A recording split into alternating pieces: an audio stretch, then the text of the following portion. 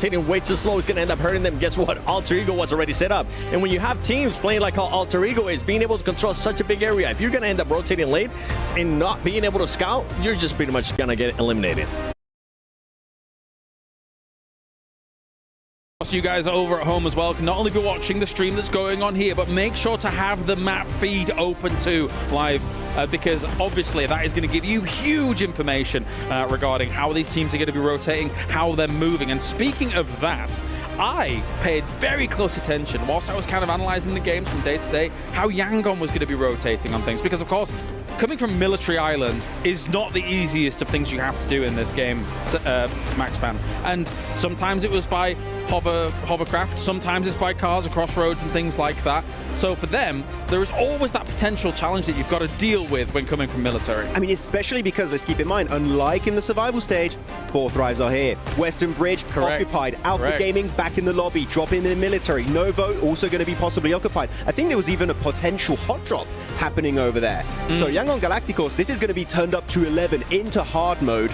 And we know that this is a team that surprised us. Can they surprise us when they are going to have a real tough time simply surviving on Military Island? If there was a team that I would expect them to be able to get out of Military Island, will be Yangon Galacticos. But I agree. They've been able to show it over and over again. They've been able to adjust. Yeah, even now that 4th Thrives is here and they're more than likely going to just be controlling that Western Bridge. We have seen Yangon Galacticos realize that and be willing to just take some damage from the blue zone, go all the way around into the Eastern Bridge. And even if they end up rotating late, it works out for them. It does work out, but I'm just scared not only of 4th Thrives, because we've seen that normally their hold on Western Bridge is quite passive. They allow teams to move in if it doesn't give them a big advantage in the circle early on. My main issue is going to be when APG and 4th Thrives, APG and Yangon Galacticos try to rotate at the same time, and you're going to have this big bottleneck situation. That is really what causes teams to lose a lot of players in the early game. All I'm hearing here is a third-party opportunity for Yangon Galacticos. Ooh. And that's kind of scary. That's a really good... Anyway, let's by the by. It's time. The Grassy Pastures, Erangel, game number 2 of the day here for the Grand Finals. Impeccable timing from the audience there, and overall, Blank, you can see it's starting to fill out right. You've got fans, you've got family, you've got support staff, everyone in the arena ready for the anticipation that's going to continue to build as we make our way through these playoff games. And I tell you what, Blank, I'm going to throw it into the mix right now. Alter Ego take back-to-back chicken dinners. You think so? 100%. Straight on Erangel with another Alter Ego win, huh? I mean, to be fair, yep, all support staff are here, the fans are out in force. Al-Haji's father is here cheering him on as well. A little bit extra pressure, you know. Oh yeah, the legend himself in the crowd. My dad was there, I'd be worried. I'd do a better cast. But yeah, we're heading over towards Erangel for the first time here over at playoffs. Starting over towards Quarry, heading up over towards Stauber. Very neat little playing path here for most teams, right? We'll be able to get out slightly early over towards Primos, very Pier, as well as Sosnovka, which gives you a little bit more time to figure out what your movement's going to be from Sosnovka, which is nice, especially if you drop down there.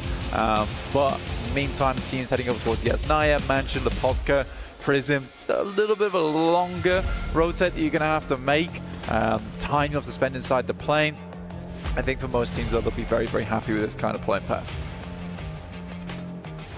You can see how the standings are looking as well, of course, off the back of that opening game of the playoffs here.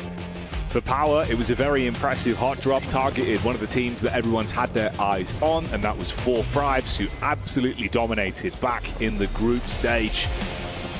Is there going to be a bit of back for blood gameplay on that one? That's what I'm curious about. Are they going to have this revenge moment? You don't want to have 2 games of slow starts. That's a squad that needs to build. APG currently parachuting over the top of 4th Thrives.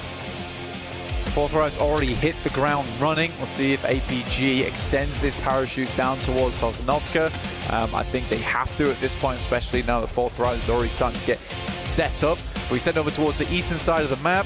Falcons in their beloved Pachinki, as well as Rozok being held by Regnum Kaya, as Maxman was talking about earlier on. Now, was a lot of indecision coming through from Regnum Kaya when it comes to Rozok. Teams often finding a better position in Rozok when the circle heads that way. Not sure whether to hold inside or send out. I think that they got hit with a little bit of an unlucky stick a few times on that one. There certainly can be improvements. We'll wait and see. Keep your eyes on the wheel. and the windscreen, please. Instead of just on the map, so if you're driving, get direction from your teammates, possibly. Yeah, don't dent the Dacia. Keep it clean, Black. Paintwork on that. It's a nice cool blue. Matches the logo. Yeah, she works out very well. But everyone in this one all rotating together here for Thunder Talks, sending down towards Milta, which is free right now, so Thunder Talks can play that one out. Alter Ego sending far over towards Lipovka right now, which is very much out of the way, but on this kind of circle, it's completely fair. You don't want to send your entire team over towards Lipovka, though. You would like some scouts on the outside.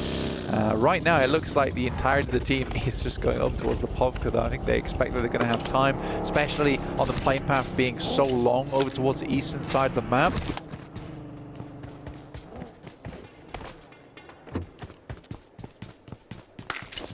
Curious as well. Position 10, Falcons tied points with Weibo and both Fire Flux as well. How they're going to be looking. Obviously, we saw in their Sandhawk Game Strike survival stage, it was far slower pace. It worked for them there. It's going to be a bit different here. Teams that are going to look to try and take the fight to you, you're not going to get as many freebies. When they crashed into Nongshing Red Force, that's where it all went wrong. Hopefully they can avoid a similar outcome here. Forward scout on Ralph. Farther up ahead, it's Regnum Karya, Fireflux, and Power that are relatively close by. Power's getting a move on. Regnum Karya also making that move, as you were saying, all in vehicles. They left Rozhok early. They want to pride themselves here, and I think that's fair enough, especially in the first circle. They don't want to spend too much time in Rozhok. They'd rather get a central position and then know that there is a chance to send back over towards Rozhok later on. So we're not doing any of these shenanigans where we leave 2 players behind, we send 2 players up front. They're going to play together. If it means they have to kind of work their way back into Rozhok, dig a tunnel back towards that region of the map, then sure, fair enough. But in the meantime, Regnum Karya is just going to try and take a central position, which they know they have priority on right now from the spot that they started in. Like you said, Power in a similar spot. Gondola here for Eren, as he will make the journey back down the mountain. This is over towards Stalber. This is intense. Eren, inside of the gondola. The ground shaking. It's not intense, it's in a gondola. Not as good as the horse, you know. I think horse, gondola, kind of, you know, different territory. Yeah, it's a completely alternate playing field, right? It's incomparable. Exactly. Yeah, exactly. Stop that. You can tell we're a duo. Yeah, we can. Jinx Padlock, throw away the cube. Oh, I'm glad you saved us. I am. You know what, though? Glad we get a little bit of camera time with DRX here as well. Again, you know, they kind of had a rough early rotation where Fireflux were able to take down 1 player from that team, but they kept it developing. And again, I think there's so much talent for this squad. I'm curious to see how they're going to be looking once we kind of have this day to look back on. Going into day 2, where they are in the standings, what the squads look like. I feel like there is so much talent on this roster for Hyunbin as well. Someone that kind of, you know, has been there, worn the t-shirt, and it's just a short space of time. Yeah. Meteoric rise for him. Very, very good talent to watch. Hyunbin's been very effective across esports in, like you said, the short time he's been here, relative to a lot of the veterans that are in PUBG Mobile. I will say the one thing that is annoying between Nongshim Red Force as well as DRX for our South Korean teams is Tizzy, Sizzy, Zizzy. It's like, come on, guys. Let's get a slightly different naming convention going. Just for my sanity, at least. Well, at least we've only got 1 alpha now. That's true, yeah. Fantastic result. For one of them. For one of them. Yeah. Yeah, it's a weird one. I think, honestly, for Alpha 7, they claimed the name earlier, right? For Alpha Gaming, that felt more like BM, in my opinion. What, they have the chance to do the funniest thing. Oh, it's Alpha Gaming. They've won the second. Wait a minute.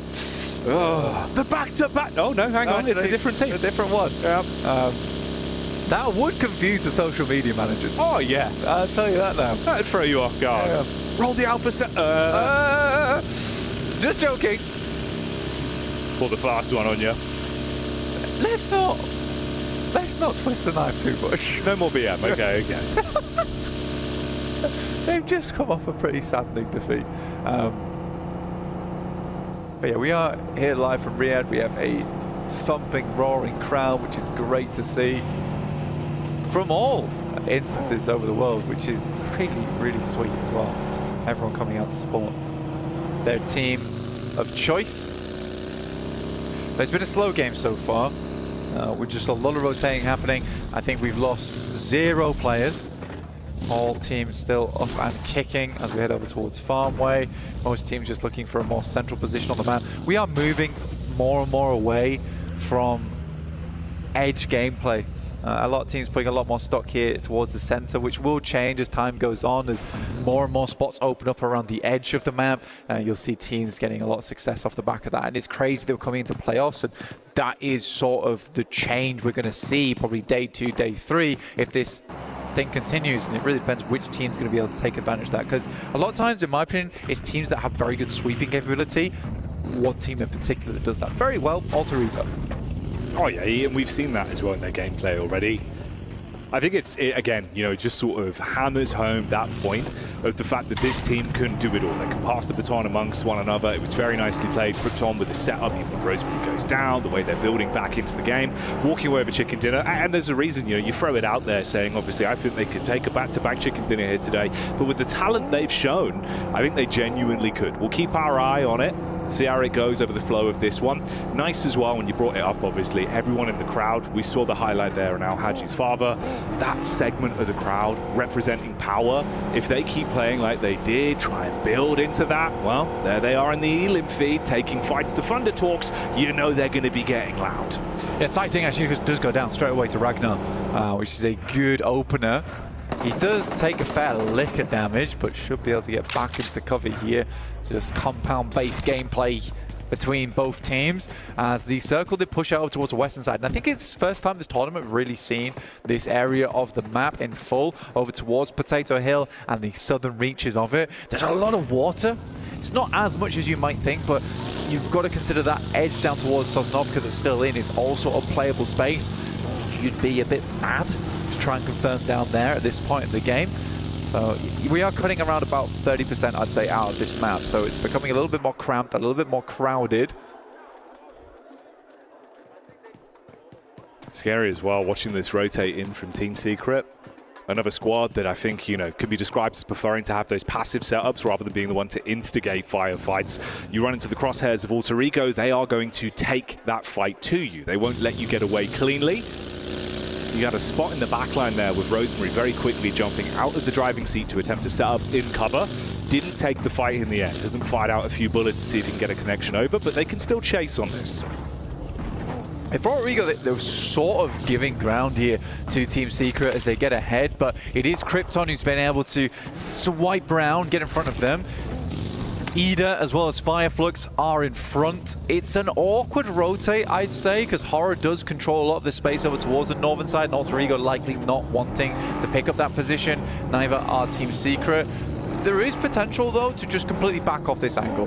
Make a very wide wrap over towards the school side and play there. It is out of bounds in terms of where a lot of the high prio locations are, but it gives you a safe approach into the circle. Alva right now, the hound on the team of Alter-Ego, looking to take a sniff over towards Shelter. You can get a good read on this as well with the placement of the squads round towards that side. You've also got another scout from Emre who's actually bypassed one another. Inside of the blue is Alva. Jumps out of the vehicle for a second, quick bit of looting. Rosemary in close position there as well. You see it established here on the map screen as we get that next zone coming in.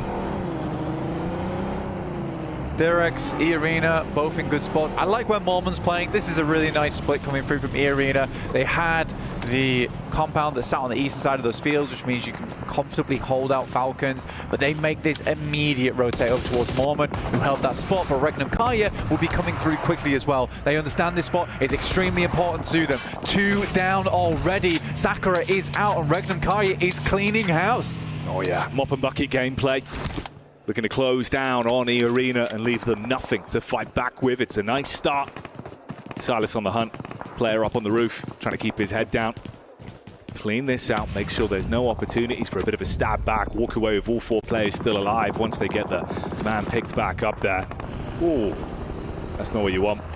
Butcher maneuvers, but this could be a little bit cheeky. Fireflux going in, hovercraft gameplay from the side though. Macap instantly falls. He able to hit that one on the crash in. Fireflux not being able to win this fight is going to be pretty rough for them, because this was their game plan for a long time, is to hit up towards this compound. And they've been sent back off this. Good hold coming through from Weibo. Only losing 1 player in order, but it's not even a flush there. It's just the knock. That's easily resable. So Fireflux is going to have to go play down by the coastal side, which is an uncomfortable position to be in, because not only is it not in this compound, which is much safer, but it also denies you a lot of information into the future there. Alter Ego have been taking their time. Alva was able to spot out 1 player. They will find the pickoff onto him. Sky goes down, and now more space can be gained from Alter Ego playing on that edge and sweeping. Alpha charges further forward. Line of sight blocked from the smoke wall that's been deployed from the remaining members of Aura. Alpha's going to be looking for this one on target with the nade. Meanwhile, Rosemary confirming being able to get that final shot off back towards Sleepy. An exchange of shrapnel. No fear, at least with a little bit of cover to play with. Slightly harder to get those nades in with the smoke shrouding it as well, but he bails now with his teammate falling further back to provide cover. Yeah, you got to keep backing this one off now. It's a nice bit of high ground that you can use to scout into the future of the game. I'm curious to see how Alter Ego want to play this one out, because it is a bit of a wall in front of them. Ida's playing a nice angle and a nice setup here where they are darted across the road, allowing them to get a lot of information going in towards the future, take a couple of pot shots here and there.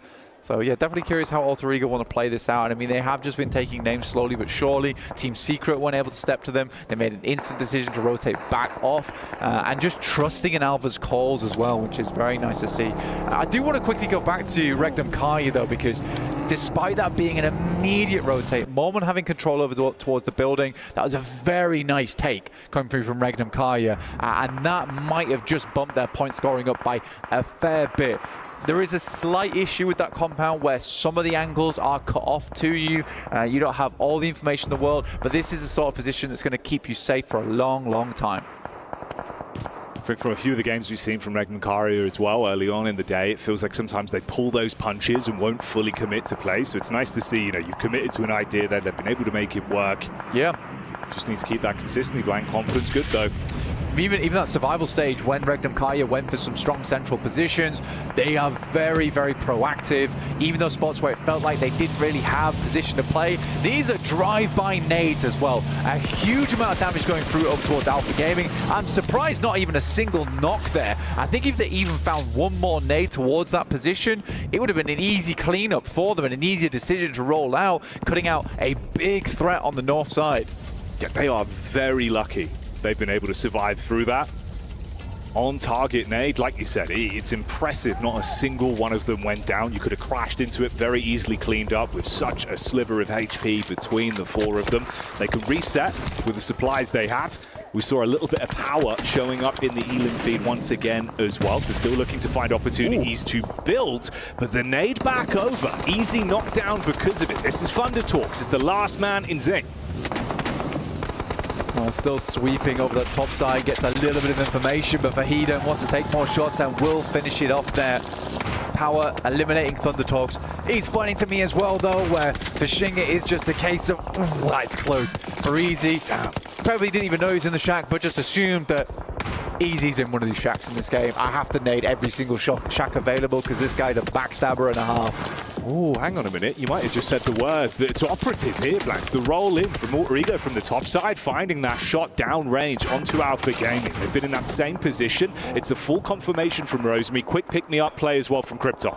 Oh! There it is again! I mean, I'd like to see more DVS, but to be fair, he's one of the most skillful players, is Sook, with that explosive arrow, and it's something new, it's something different. And he finds success out of it. Like we said, it doesn't always pop up too often in the Elim feed, but the amount of space that Weibo gains off of Sook, wielding the bow and letting loose some absolute ringers. Weaponizing the crowd there as well. You could see the excitement. We mentioned it, man. Would we be seeing it in playoffs? Yeah, he doesn't give a damn. Grand stage, important matchups. He'll still be playing to his best, playing his flavor of PUBG Mobile. That's actually the final knock onto E-Arena as well, of course, removing them. And like you said, this now presents more opportunities for other teams to move further up. It's not the craziest point disparity in the mid portion there, but you're going to take that if they're not here. So some very obvious priority compounds here inside this circle, which you can easily spot. If you're watching the map feed, which is available over at PUBG Mobile Esports at YouTube, you'll see that Noxian Red Force currently have the one over towards east, Regnum Kaya playing on the west, and DRX down towards that mass of compounds on that south side. None is direct central, but they all have very, very good use cases into the future. In the meantime, here's 4thrives going up against the Falcons right on the edge, and they are backed up against the wall. Ralph is trying to get Narvalo back up on his feet, but the nades continue to rain through. This is an important knock that they need, and Redox misses. The timing on it. I mean, he's able to re-engage at least with a quick switch. Pulls out the secondary on the Bizone and unloads from the damage from the side. Nade over the top, and it's a clean connection. T24 hitting Narvalo even once more. He's going to try and beast up on this, but the Lanimal put back in his place, and Redox stays alive. Off the knock onto IQOO, can push further forward, but it is a rough start for Falcons. Yeah, slashing swipe coming through here. In the meantime, Alter Ego have had one player knocked, but they are currently taking Yangon to task over towards Potato Hill as the circle move far towards that north side and becomes even more of a prime position. Noki sending nades out. Redox certainly proved himself there, getting the single nade across. Koa will send one of his own. It needs to be on target, but it's not meant to be, as 4thrives are able to find the Elims, find the knocks, and Falcons will be brought low from the western edge. And they've been wanting to play that slower style into these games. Here, though, 4thrives take the fight straight to you. Yes, they lose one player, but they can reset from it. Bit of waybow action going on again here as well. Hello guys, welcome back to my another video. I am going to play PUBG. Again, removed from the equation. Alter Ego continue. Loading the mortar strike, nade after nade on top. This has been an extremely extended fight. I think we've seen knocks coming through across the board, but Ida starts to get involved now over towards Alter Ego. I think they just lost one. Krypton is down. Now Albert needs to pull out something special. Yangon Galacticos down to just the two players knocked for them. Alva belly crawling, using the grass and the ridge side to provide him some additional cover. Quick jump spot, seeing if he can get visual contact over the edge, over the smoke. Vahidan as well takes a stray bullet from the side. Noxian Red Force building into this one. Just need to pick Krypton back up again. Technically, Hello he guys, is welcome in back to cover. my another video. So आज हम लोग देख रहे हैं कैसे PUBG में खेल रहे हैं. And plenty of nades to work अच्छा with. खेल रहा है, Seiko बहुत अच्छा. might ये just be on मारे target there हो. with that one. He sends over the top, and it won't be a lot of damage needed to take Krypton out, and it will be a knock over towards Alva. And despite a massive spree coming through in this game from Alter Ego over towards Yangon Galacticos, it is the Galactic comeback coming through on the north side of the map. Very surprising that Yangon comes out of this one with the 3 players. That's the go pistol to push up for them as well. And similarly for Moana, it's time to bail. That fight has gone no way near how they wanted it to go down. Trapped as well as he gets the overall lay of the land with the squads that are close by. He's just got to get his head down, tuck into position. It's Ida from the sideline that takes shots towards him, opens up an opportunity for Nonshin. Alpha with the nade, rolls it on target, and it is a strike from Reefus. That is a unreal nade through the trees, through the leaves. And like a dead leaf falling, that will be the final player from Alter Ego out. Incredible stuff there. You don't see those ones every day. No back-to-back chicken dinners to start us off. Another team will walk away with a big W on this one as the battle continues. Nice distance firefights here onto 4thrives as well. Good aim. Weird location on the map, man. Ida currently looking very good from this spot, but we moved away from a lot of the more prominent compounds on the map. Regnum Kaya looking just to finish off those players down on that south side. And Power still running through with 3 players as well, so they're not down and out yet. Noxian Red Force should be able to hold out strong on the south side though, having very, very good buildings to work with going forward. Nades over the top, they do. A little bit of damage coming through from Regnum Kaya over towards DRX, who are now opting to see if they can just swipe right on this one. spin out on the burst tire as well, because Ida are just firing shots down Rage. You've instantly got to try and reset from this one, but there's further damage done. Knock behind the tree. Quick bandage from Hyunbin, looking to reset himself. Easy sees that opportunity though. Clean connection back onto DRX.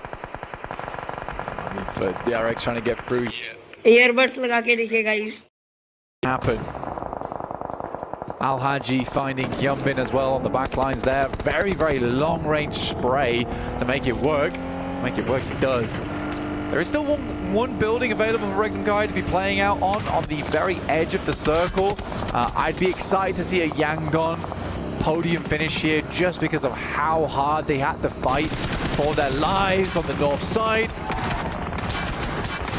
It's a hefty investment from Power. They really clamored to try and steal away some points from that one. Damage is good onto DRX, but they both go down because of it, resulting in a bit of a stalemate from the crash in, only leaving one representative of Power left. It was Weibo that were able to cause issues behind that smoke wall. And then, of course, Regnum Kario, the compound high ground position as well. The nice split, Silas set up further ahead. Yeah, this is going to get more and more intense. Secret, catching vision. This is the nice thing about Regnum Kario as well, is that we mentioned it beforehand, where they're a proactive team. They don't allow themselves to be caught up in the moment and just sit around, feet up, watching telly inside these compounds. They are very much active on the outside there. They took shots over towards Alpha Gaming. They cut out over towards that south side. It's not a crazy amount of points they're able to find this game in terms of elims, just the 3, but they've confirmed a strong spot on that southwest side. Weibo are in front of them, as you've mentioned. I'd like to see how they're going to handle this into the future, because it's some weird terrain that they'll have to push through.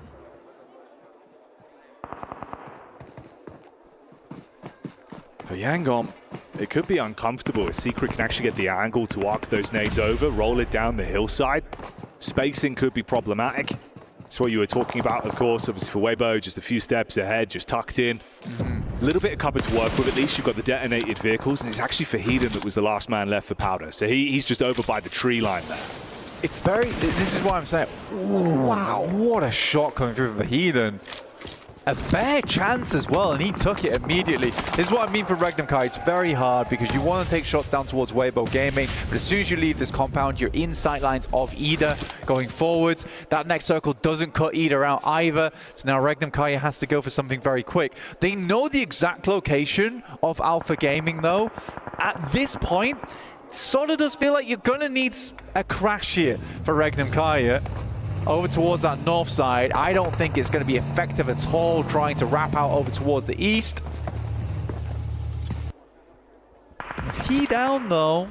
Maybe the chance on towards these two players. Play behind the cloud cover, but then what chances do you have later into the game? That's the real issue. So it looks like they are going to roll out over towards this north side, as I was mentioning.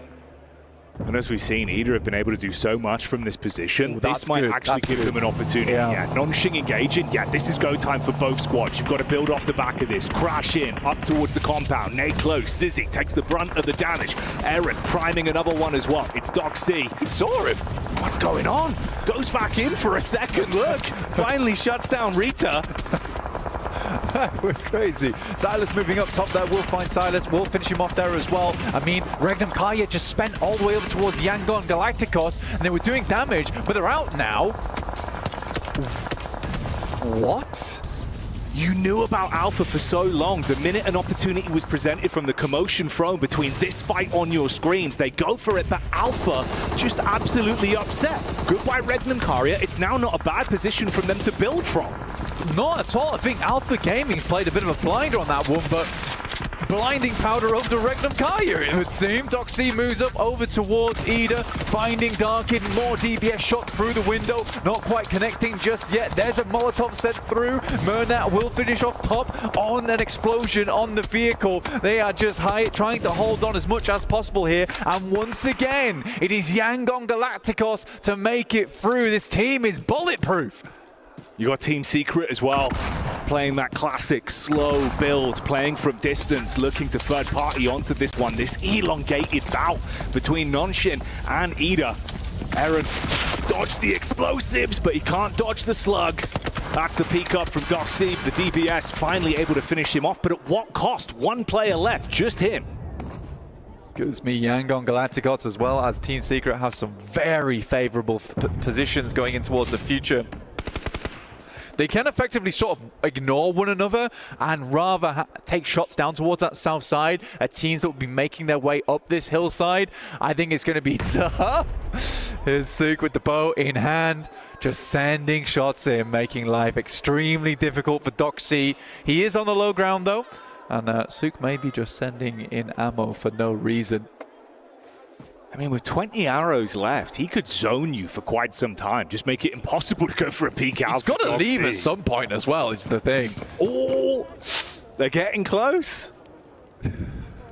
Just consistent bombardment.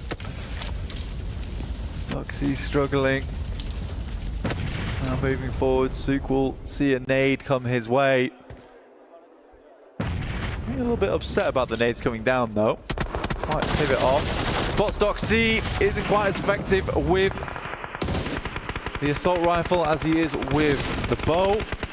The team will support him there, still make it happen. Awayable attempting to move up, but it's those two angles. Like I said, it's an efficient, I don't want to call it teamwork between both teams, but it's an agreement, right? You both have an extremely strong position. Let's get rid of the teams that could cause problems for us later on before we engage in one-on-one combat. Yeah, you know to prioritize first.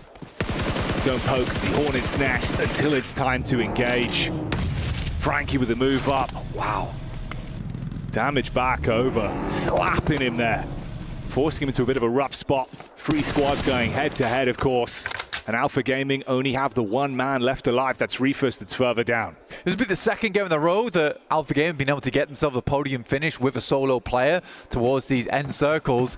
He's going to make a break for it. Murnat definitely saw him, was wondering why he went for that play. I don't think he had much choice in that situation. Murnat had actually pushed off that position as well. It's just unlucky that he comes out at that timing. Trang will go down. Shots back and forth, trades on either side. Intensity building, SayCloud looking for the angle. Murnat from further back, able to assist. They can focus fire on Frankie. He's removed, cauterize it and reset. 2 players alive, focusing on the pickup as well. Grab Romeo. I mean, just make it as hard as possible. A 3v1. There's absolutely no way that Jaiki should be able to get himself out of this one with Yangon Galacticos starting to move up. And the map is enveloped by space as they suffocate out the rest of the teams from the high ground, picking themselves up a big chicken dinner. Not only against some of the hardest spots in the lobby like Alter Ego, but Regdom Kaya, who sent their way up there earlier, who did get backstabbed by Alpha Gaming, but what can you say about that one? They knew where they were. There were some weird plays this game, but it was terrifying terrain to play around with. You see the celebration and elation from the team as well. Some nice, solid slaps of the hands. Everyone congratulating one another. The arena starting to get excited as well with the way these games have been going. And yeah, they should be celebrating. They played some great games. Heads-up maneuvers again as well. Some crazy stuff. It's a good point. It's what you bring up, man. Alpha Gaming being able to drag that one out, even that fight onto Regdom Karia. Crazy scenes here, Blank, but the action keeps on going. Join us for more in a couple minutes' time.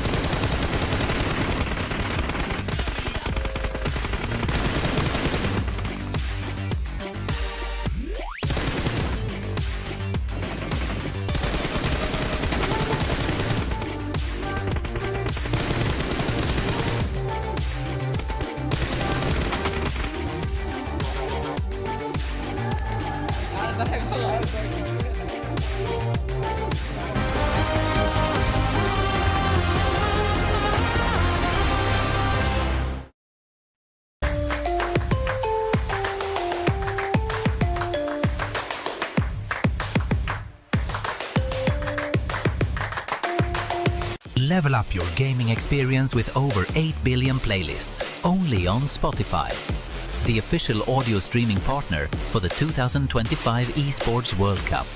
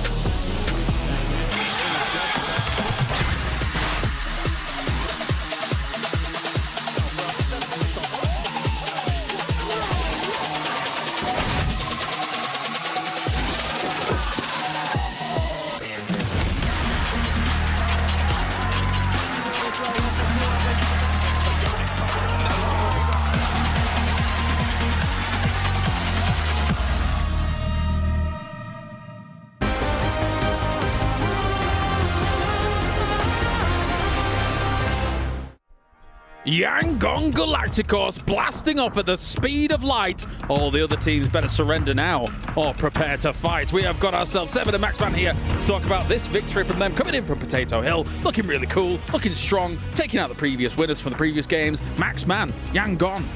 I think they're happy they had a very northern plane that was not good for them, because that allowed them to drop into crates in George Bowl and actually get the northern rotate into the circle. And actually, there were very little teams going up in that northern position. We did have Ultrigo eventually try and clash on Potato Hill itself, but the nades from Say Cloud in particular were key to claim all of Potato Hill for themselves and take the win at the end. One of the slowest teams to rotate as well. They took their sweet time. I think at one point it was Circle 3. All the teams were just focusing on that center area, and Yangon Galacticos were the ones towards the north. I really enjoyed how they were able to surprise Alter Ego. Alter Ego was not expecting the team to be able to come up from behind them.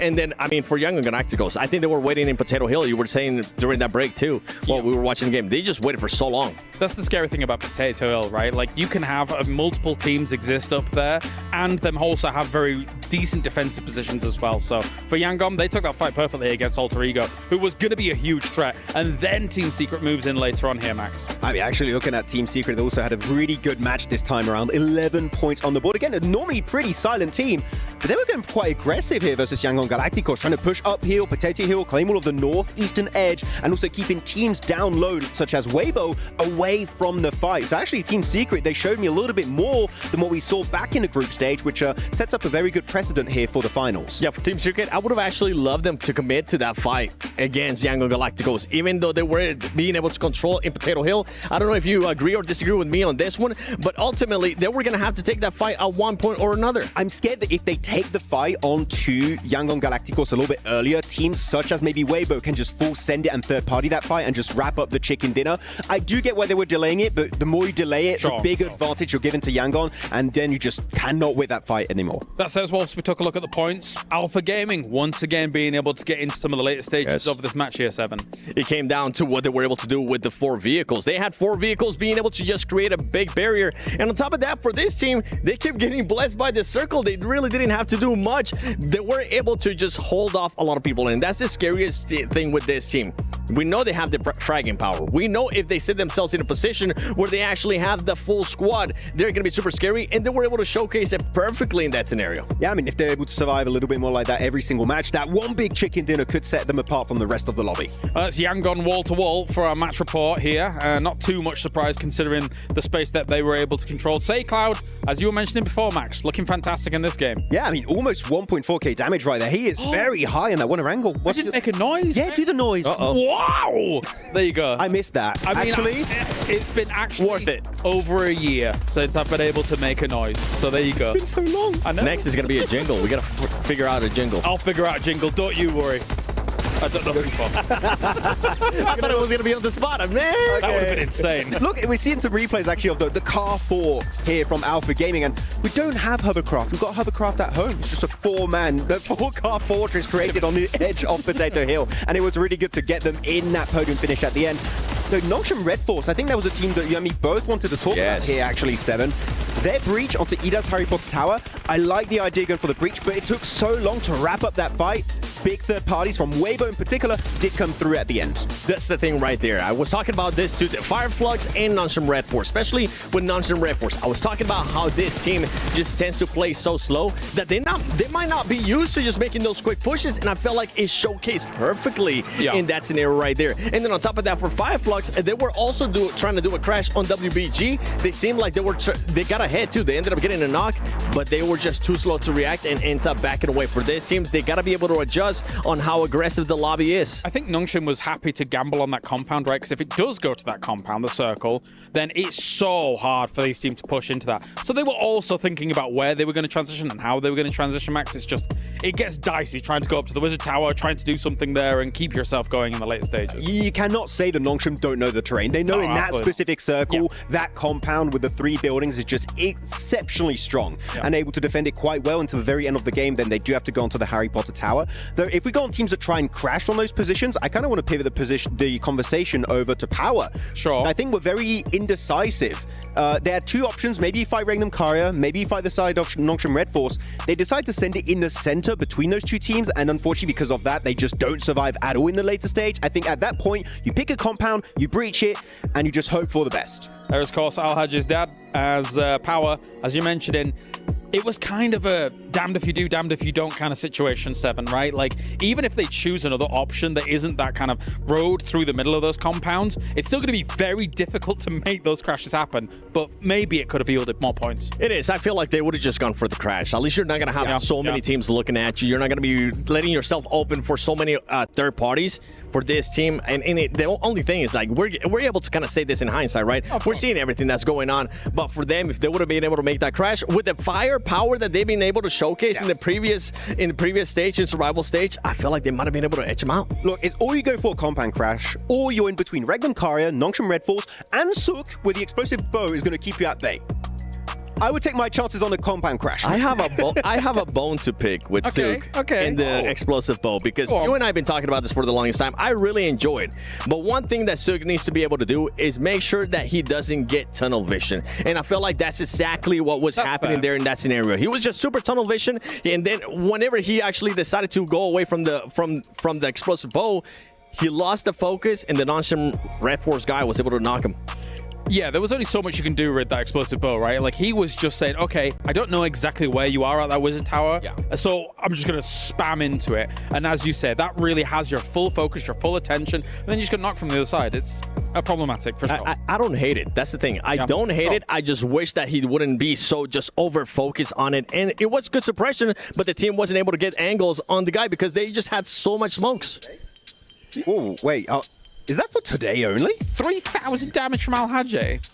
There's no way. No. They have this many eliminations? I mean, they fought 4 thrives on the first game, right, going into Sanhok, and that survival time is very low. What is that? We'll have to Anyway, moving on. Yeah, for sure. I mean, they could have tried to do something down towards the bottom. A little bit different. Not going to be the way for Power here, though. Beyond all of that, though, Max, I have a team. Please. We want to talk about here. Yes. We're going to talk about 4 thrives, okay? Yes. 4 thrives. Right. We had the hot drop in the first game. This time around, we talked about how indecisive they were. For me, this game, they weren't indecisive. They actually made a really good call trying to surround Falcons on the western side. They just got a little bit too excited about that fight, a little bit too involved, and they just wanted to rush it, and that caused their demise at the end versus Falcons. And I feel like from that indecisiveness that we've been talking about during group stages, maybe that's why they became so impatient, because they're trying to change that, and I'm hoping that they don't end up overdoing it. All right, well, let's get to it then. Let's see if all of these teams can put those learnings into practice for our second Erangel of the day. Halfway point of the day, game 3 already. Some trials and tribulations for teams that were looking very dominant back in the group stage. Some good head-to-heads and some interesting PUBG Mobile up to this point blank. We've seen the crowd getting excited, rooting for their hometown heroes, seeing who's going to be able to walk away at the top of the standings today. Intense action, and you'd imagine a lot more of that to continue right here, right now. A lot very amazing usage of the map and the terrain in general. Overall, I think it's a great point to pick up on there as well, where it is just a case of, even in those tough scenarios, a lot of teams know the best areas to play, how they want to move out. I think the big mistake from that last game was definitely Regnum Karya's push over towards that north side. I think that realistically they had to remove Alpha Gaming. And it was also quite frustrating to me because you know that when they made that pass in the vehicle and sent that nade through, they would have seen 70, 80 damage numbers coming up on their screen, but over 3 players. And at that point, I think I would have liked for them to go for a bit more of a Hail Mary on it, really. Something very aggressive. If they'd removed Alpha Gaming, I think that their late game would have been very, very different. Yeah, I felt like they were setting themselves up for a ton of success there. It was good timing on the call to actually commit to it as well, but that 5 versus Alpha completely turned the script. The difference, if you even cast your mind further back, the drive-by nade on the scout, all of them left on what, you know, sub sort of 12 HP, really. You could have converted on that. 1 knock probably would have been the go pistol for them, but ifs and or buts won't win you championships. It's like I'm saying, they saw 370 hit markers. It's like, yeah, you should have probably went on that one. And I think you're right in the sense of maybe they would have done if they'd seen a knock. Yeah. There were only 2, but I think that scenario is you just have to take a chance. And I think for Regnum Kaya, that's what is difficult for them, is that it is very obvious to me right now, it's very obvious to me right now that they're trying for a little bit more aggressive plays, more aggressive maneuvers, but there they were falling back into old habits. No, they definitely were. They definitely were. Man, let's see. Maybe you can reset from it blank. They'll be able to get themselves into a better position to show us what they're made of and what they're capable of. For Yangon, they were certainly capable of greatness into that previous game, casting a shadow over the lobby. Out here up against Thunder Talks early on the drop. Bit of room to work with those. They could avoid the fight if they want to. We're going to head down towards Sosnovka as well to start things off. So a lot of teams will need to get a move on. Power already heading out over that bridge, crossing it over towards Yangon and Thunder Talks, who are currently in close contention at the moment. See how that fight does pan out between those two teams. Yangon Galacticos obviously coming off from a big high from that last game. We'll see if that momentum does bleed through. Power Esports going to send even higher to the heights from last game. It's been some good signs from Power as well. You know, individually, I think the gun skill's certainly there today, playing to their strengths. Not in a bad spot whatsoever. Tied at the minute. Ooh. This is back over towards our drop fight that we were mentioning, of course. Thunder Talks out with the Tommy, teaching you lessons from distance. Where art thou, Romeo? I think he should have just kept crawling. I get a moment of, if I stop crawling, maybe he'll miss the shots. Maybe I need to like fake him out a little bit. Instead, just made it extremely easy to line up that shot. Still impressive with the Tommy as well to hit at that distance. Origo aren't done yet either as they pick up an initial knock over towards Fireflux, which is one of their most difficult rotation contenders, right? Where Origo need to come out from the Povka. I like that they send a player out early in Rosemary, I believe it is, who is a player that you would desperately want in your front line. It's Krypton, in fact, that's sent out first, who has been stepping up, right, to the plate. So it's nice to see him get an initial knock, and that's going to make their rotation down towards the south much easier playing against a 3-man squad. That changes their rotation. It changes their plan on this entire map. Scary as well for Fireflux as a roster overall, because I think that squad, you know, we were sort of talking about this idea of being able to build your confidence, feed the hot hand, keep that momentum going. They've been hitting dead stops again and again, where it feels like, you know, the floor falls out from underneath them, they're not able to build themselves, not getting too late into these games, and that could come back to haunt them. Oh, you're just bullying on the exit as well. They're literally trying to retreat from this, and you still find a second knock into a full takedown on SayCloud. Wow, that's a bit of a rough start, considering you've just taken your opening chicken dinner. Yeah, King living up to the name of the weapon used there. Doing a nasty mark over towards Yangon Galacticos with the Scar. There's that shot from, it was Rosemary, it wasn't from seeing things. But yeah, so nice play from Rosemary there. Able to find the initial player coming through from Fireflux, and as Yangon Galacticos tried to escape, it's no secret that that kind of rotation is not going to go unpunished. Felt rough to watch that one. Kind of uncomfortable, really. In the tree line now, and Xeris is going to send forward. It's a straight shot over towards him. Murnat likely to go out, and Yangon Galacticos, after what was an incredible performance last Erangel, do end up going out in 16th here in our second Erangel of the day. That could have been a moment to put up more points and add a bit of a buffer up towards the top side of the tables. Instead, it's all for naught here. If you're one of these squads as well that are only a few points behind, your eyes are now going to light up. That's a prime opportunity, right, where you're thinking, okay, tied with Alpha, both having 23 points. You get no elims from that, no placements. We can start to lap you. We can start to climb further up that ladder. And at the halfway point of day one, only 3 days of intense competition here for playoffs, you have to grab the ball by the horns. You can't afford to leave it up to another team to decide your fate for you. So this is what we're going to see some of these squads start to reinvigorate themselves. Potentially even the team that's on your screens now, right? 4 Thrives. A lot of debate, a lot of talk about this squad, how they're going to be looking. Amazing in the group stage. What plays can they make right here, right now? Yeah, it has to be a big refresh coming through from 4 Thrives, because these last 2 games have felt hectic. And even now it feels like you could sense the pressure that is on 4 Thrives. They send away from this position. They might have wanted to challenge for it. They realize players are there, so they're going to look for something a bit more open for them. There's no way. Okay, I thought he hit him on the barrel roll. I mean, that's still impressive to get it out there and still make that shot happen. But if he'd hit him on the barrel roll, that would have probably been the play of the year so far. But 4thrives, yeah, they're looking for a more open area on the map. They're going to head over towards Airstrip to make that one work. For Alter Ego, though, this is an important game for them, in my opinion. Setting that marker really high early on in the tournament, super important, because with Smash ruling, day 1, day 2 become a bit of a sprint to get towards that top side and at least get as close as possible to first place or be in first place to open up match point on day 3. It would be the dream scenario for them, and I think potentially even change the flow of the lobby with the paranoia that will set in when Smash comes to play. But right now it's Koa that's on screen.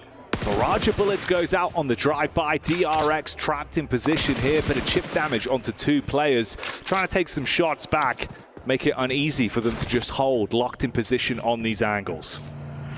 I'm surprised QZZ actually got through there. Yeah.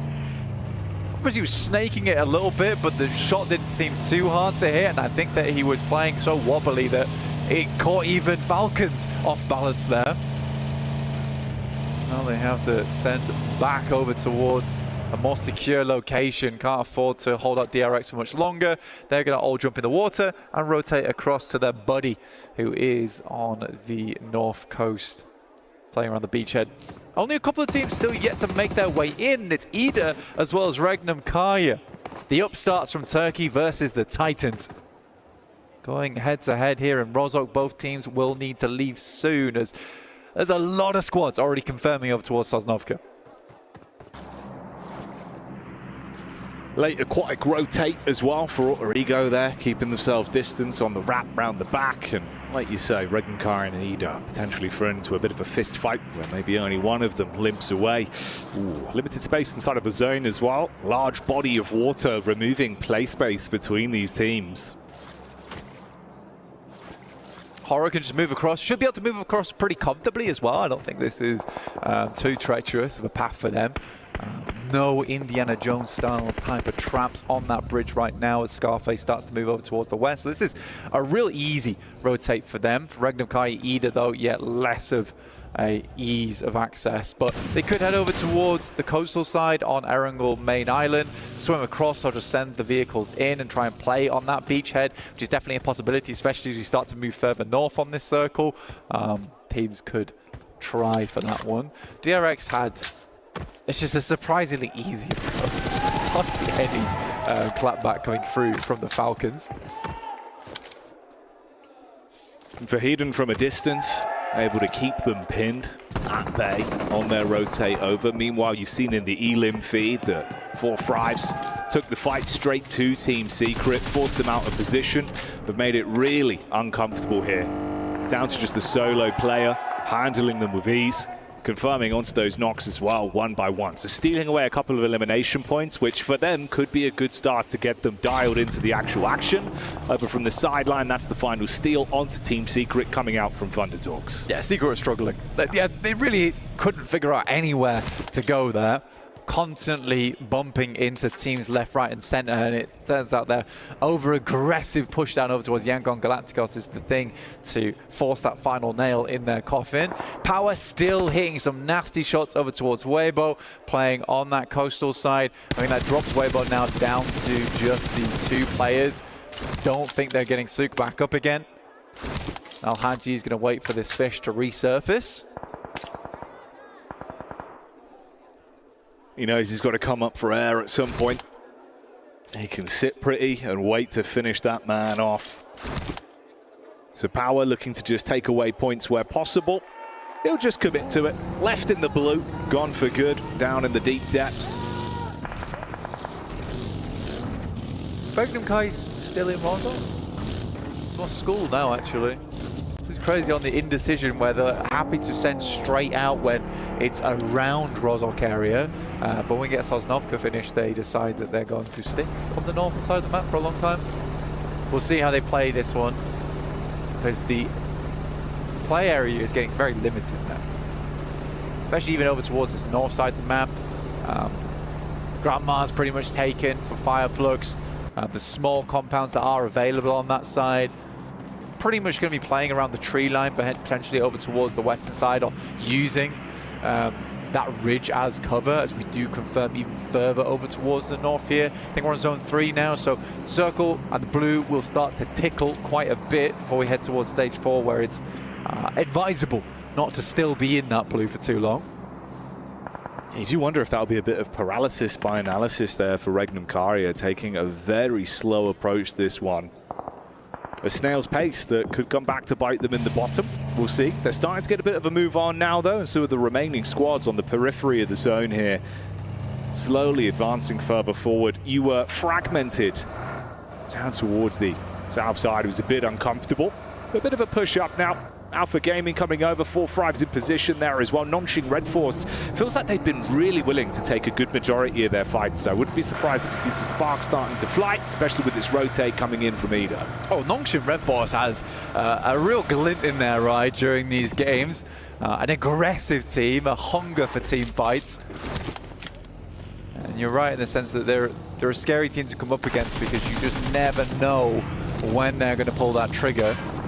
It might just be you that faces the ire of Nongshing Red Force in the end. Falcons find themselves a nice central position on this circle, though. We'll see what they can get done with it.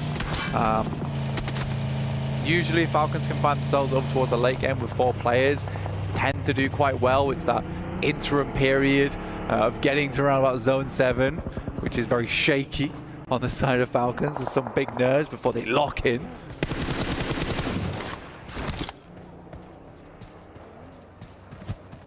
Ragnar here, priming the nade. Alley-oop, over the top. Oh, the bounce on it. Oh, he's been eating nitro for breakfast, blows them away. That is crazy. Crazy of a nade.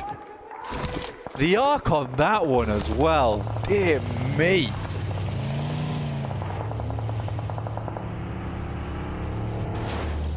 You love to see it. The Power fans are going to have their eyes light up at that one. Already 4 eliminations for the squad, topping the charts at the minute in the lobby.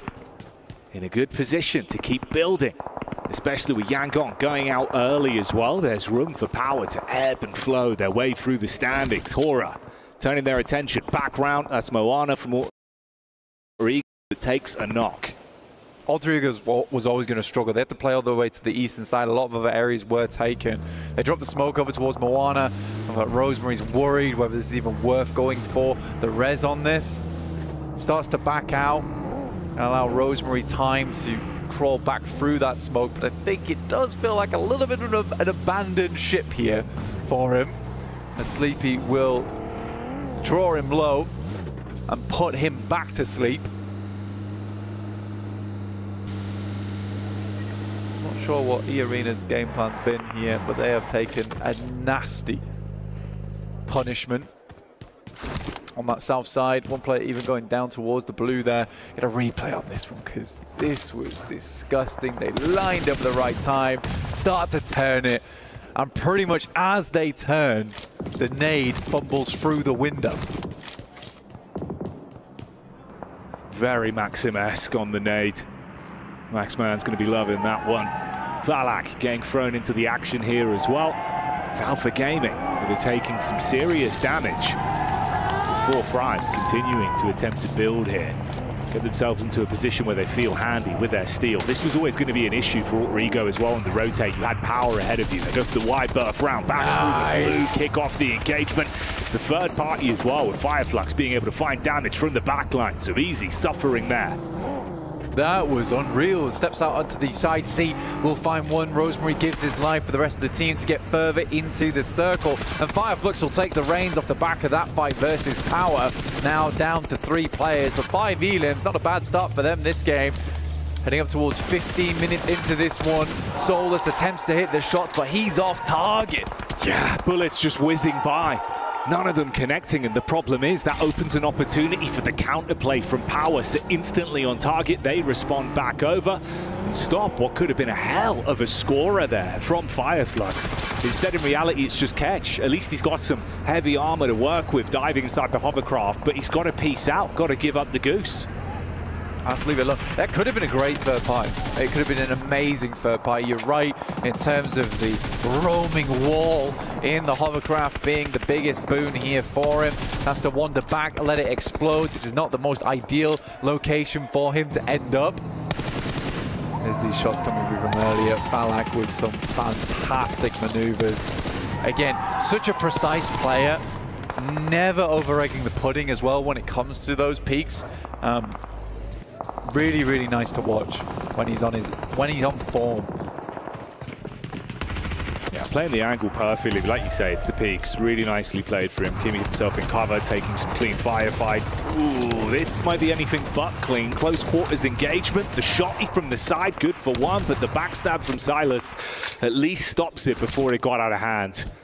If he was able to find even more damage there, suddenly you're thinking, ooh, this is again another game where Regnum Kari feel like they should be able to build. And again, actually, it's interesting to see how Regnum Kari are going to play this one out. Obviously, it's a far slower game from them. They're in the forefront of it now. That chase has not stopped at all as well. Power going from target to target, everyone running them down. It's Thunder Talks again now, pushing up. They've got angles, but smoke's down to provide some cover for the quick heals. Good elim count though so far, 7, highest in the lobby. 4thrives just 1 elim behind that. Singh's going to move forward over towards Al-Haji, confirmed towards him. Gets caught underneath the wheel, wrapped up in burnt rubber. As Thunder Talks sent back over towards the rest of the team. Another shift on the circle here. Regnum Kari do need to move out, and you're right, they were laying the brickwork on the south side for a better match here, but it is Nongshim Red Force, Alter Ego, and Weibo all controlling this high ground. It is a very fun circle to end up on. A lot of cheeky maneuvers that are available here. Vadan with the nades. Just slightly off target. The problem is you've got a few establishing shots that have been fired in from the back as well, with Falcons taking a bit of a scout onto it, trying to spread themselves thinner to keep the pressure on. Ragnar with the spot in the vehicle, quick scout, makes his move back so they can play as a duo still and work off one another. Actually gets the drive-by. The bonnet is enough. That's Thunder Talks losing so much from this. Goodness me, I mean, Power doing that on their own as well versus Thunder Talks is very, very impressive. They had that number for such a long time, but we switched mobiles there and left in the dust. Regnum Kari look to send up. They're heading over towards Ida once again. It feels like these two Turkish teams consistently take tumbles against one another.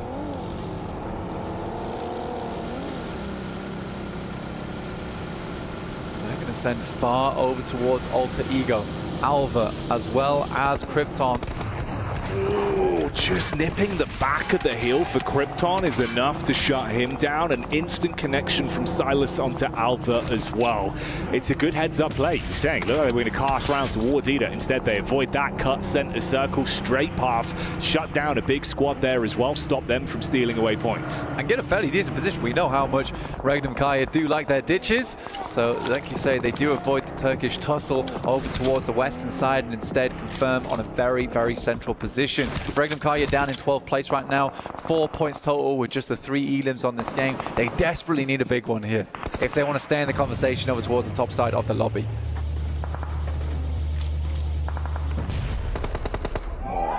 This is for Hedown, finally going for Hedown as he gets finished off by Falak there. Shots to the side. 5 elims for Falak as well. I mean, he is going off this game. It makes sense as well. I mean, he's always been such a strong player on the squad. Ragnar steps up. Falak won't quite find it, but 8 nades to work with. Yeah, he's probably going down. Such an easy lineup as well. Only took 1, still 7 in the back pocket for play later. The crowd enjoying that one. So Power go down. Vahidan and his brother in arms finished off. Falak certainly showing us what he's made of, and the Falcons still attempting to find opportunities to scramble some points away on this one. Top 4 are all out, so this is a great opportunity for the teams underneath to equalize now. We're looking at Ida, Weibo, 4thrives as well. 8 elims this match, which is phenomenal, by the way. 6 of them on Falak so far, and he looks to push that number up slightly, just a little bit to the left. He may have just found that knock. Look to explode the vehicle instead. It's Noki who moves forward, will knock a grenade of his own, sends it through, might just be far enough, but they turn tail and run, and sprint they'll have to. You are so low though. Bounce around the tree. Redox on the drop, belly on the ground, but it's not enough for the follow-up. T24 with that one. Navalo is so far away. Couldn't assist for the rest of the squad. He's tucked in for cover, but it's just him now. This feels like classic 4 Thrives as well. The nade play has been wonderful to watch. 4 players sweeping in from that eastern side, and from fight to fight, they've looked strong. Not really been much response their way either. Very much a one-sided argument for 4 Thrives so far. Nade's been sent over now to DRX. This is from Horror attempting to cut their way in on the northeast side. Regnum Kaya much more concerned right now with the beast lying in wait on the east side of 4 Thrives. That's what we wanted to see. 4 Thrives, not just surviving, but like we've said time and time again, absolutely thriving in the lobby, living up to their old tricks, showing us the powerhouse that they could really be. Aura here trapped in commotion versus DRX as well. No fear. He bails out. Quick move. Silas still finding impact in the Elim feed as another squad feels the wrath of Regnum Karia. With 33Z going down, now we're in a full-on brawl, likely to spark soon between 4 Thrives as well as Regnum Kaya, but it's Horror coming in from that northern edge. T24 immediately passes that information back, and Noki will stand at the forefront as the vanguard versus Horror. IQOO playing far back down towards the southeast, trying to gather some information over towards Regnum Kaya. And all the while, Nongshan Red Force has been living it large inside their mansion, almost. Yeah, living their movie sitting pretty. No one's contested them. They really haven't had to do too much whatsoever to get closer and closer towards some sweet, sweet high-end placement points on this one. Falak, though, finally comes unstuck. He's been ripping and tearing his way through everyone in this lobby, but now you've got to play medic if you want to save him. IQOO from the side, hits back onto the sky. Sleepy, closing the gap with the scout in play, bails out the vehicle. Oh, the shots connect as well. 4 Thrives losing a lot of their stock on this one now. But Regnum Kaya trying to steal away some of these elims. They will find a couple, and Wild will find another knock. Falcons go down to DRX as they try to get involved in this one.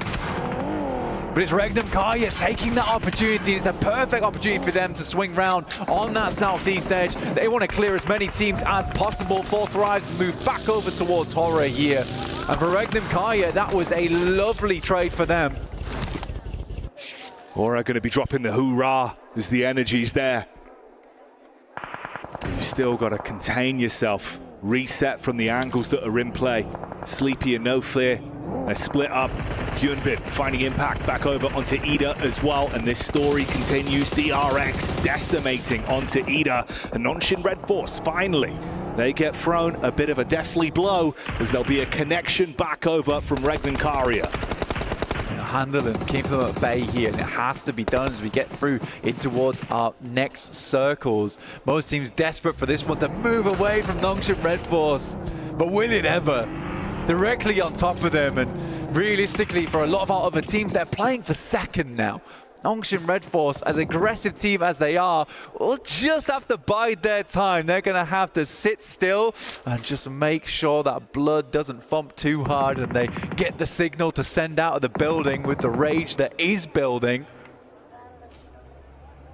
Getting ants in your pants at a time like this could be the worst outcome for them. You've got to say, I mean, props to Regnum Karia, very proactive heads-up gameplay right now with the fights that they've been willing to take. They started slow, but they have not stopped since they found momentum. Nades being thrown back out as well, trying to get that one on target down towards Aura. And then DRX ushered further forward, slowly advancing, looking to play off one another with cover. Sleepy in the vehicle makes a move. Ida still getting hit by the play zone as well.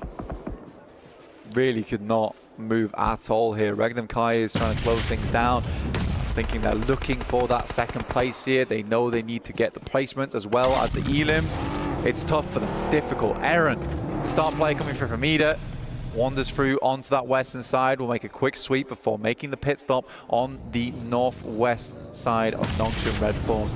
Nade just stopped short there of Horror. Regnum Karia's got a different prey on their mind, looking over towards Nongshim Red Force, trying to see if they can find a singular knock before trying to take that task to them. Aaron can just keep his nose clean as well. He's got some hardcover to work with the airdrops that are close by, so just tucks himself in position. Straight down the middle. Here's the push up though from Regnum Karya. Instant engagement from Bloxy, who locks on, and Sleepy is down and out. No fear, barely standing tall as well. So much damage done from the engagement. It's going to be a long nade, by the way, he's sending here. I don't think it's going to go far enough. I think you're best off holding these nades for the initial push that's going to happen over towards Nongshim Red Force, and that is good resource control there from Regnum Karya. You can see Wild's got 3 nades, I think Silas had 6, but they don't want to expend too many here versus No Fear. They definitely have some that are expendable, but they need them if they want to push over. But it's good to know that there is at least a plan in the mind of Regnum Karya of how they're going to assault this building. You've got Aaron as well, throwing out nades on the push-up from Hyunbin. That's what I was saying. He tucked himself into an angle to actually make it kind of uncomfortable. Ooh, Nongshim Red Force baited into this one potentially, though. Looking for a look over the top of the ridge. Aaron trying to keep himself down. Nades coming in. First's on target. Follow-up's good. Doxy dismantles Ida. They're out of the running now. There is a slight distraction here. Going through up towards Nongshim Red Force. I think that Regnum Karya is going to try and play this one out for Zone 9, honestly, and hope that this is not central. I don't think it is, and it will force Nongshim Red Force out. But Toshpik sends in first and will manage to get towards the backside here. Nongshim Red Force weren't able to control it, and Nongshim Red Force, they see red. They move out of the building, and Regnum Karya's picked up position.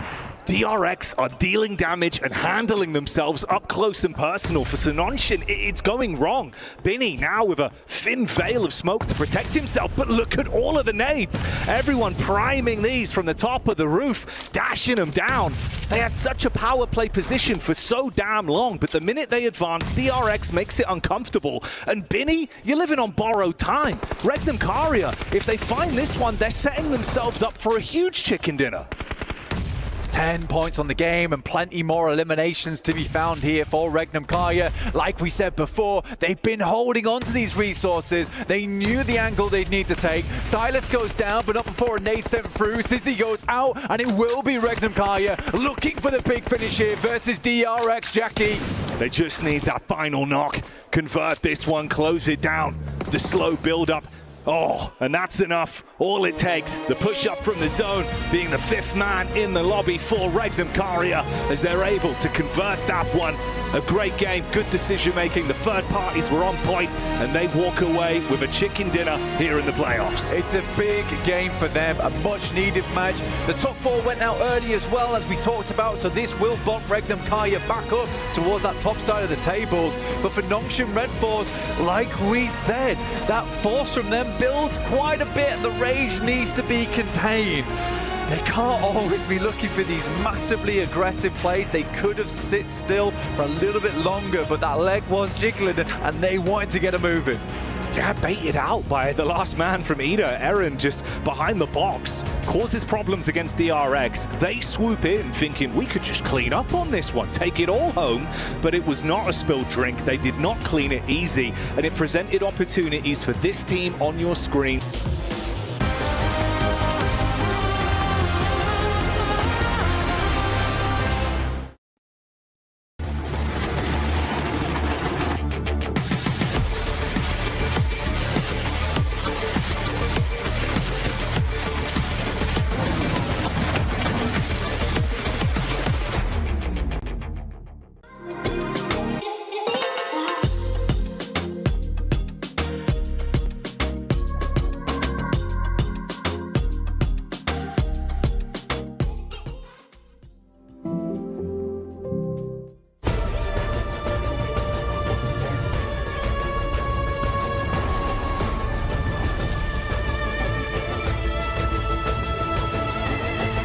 This land is calling.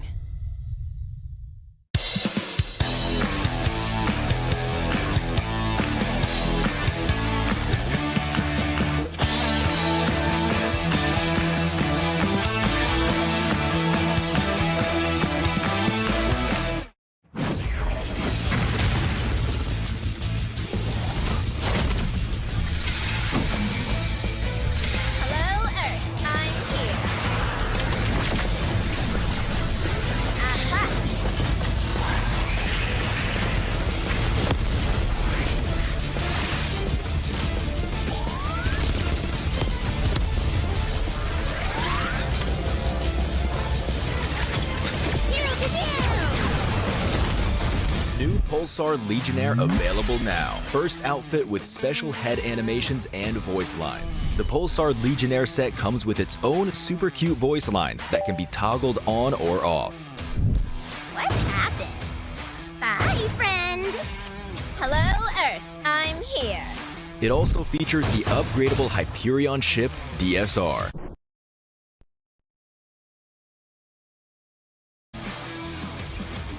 And Jet Reaver glider with special animations. Experience parachuting like never before. That's not all. Even more rewards await. Event period, July 25th, 2025 through August 26th, 2025. What are you waiting for? Get the new Guild set now.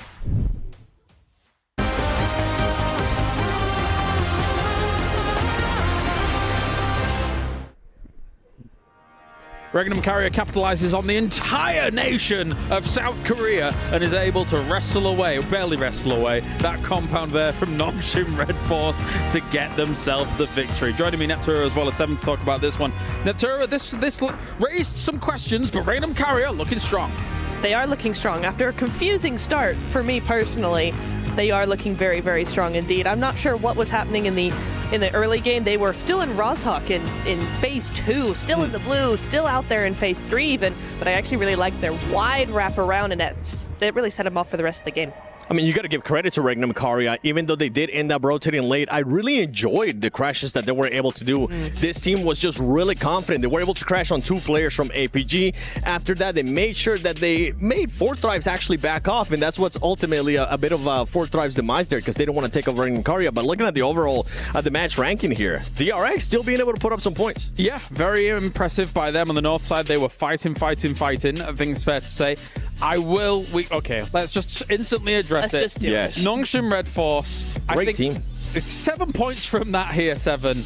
It's a bit of a disaster considering what you should have been able to get from this game.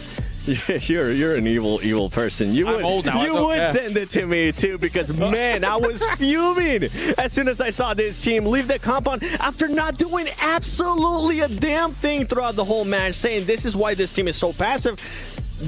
You were saying it perfectly too, Cal. You thought that this team was going to end up maybe a little bit scared of getting sandwiched, but even then, just try to use that utility. There was already so many smokes there on that compound, and you decide to give the high ground to Regnum Carrier of all teams? The green room was in shambles, weren't we? When they made that play, it was like, what are you doing? I mean, if you want to go for a harebrained push like that, at least just use 2. If you're going to go, oh, we've got some opening knocks onto DRX. No, I don't agree with it at all.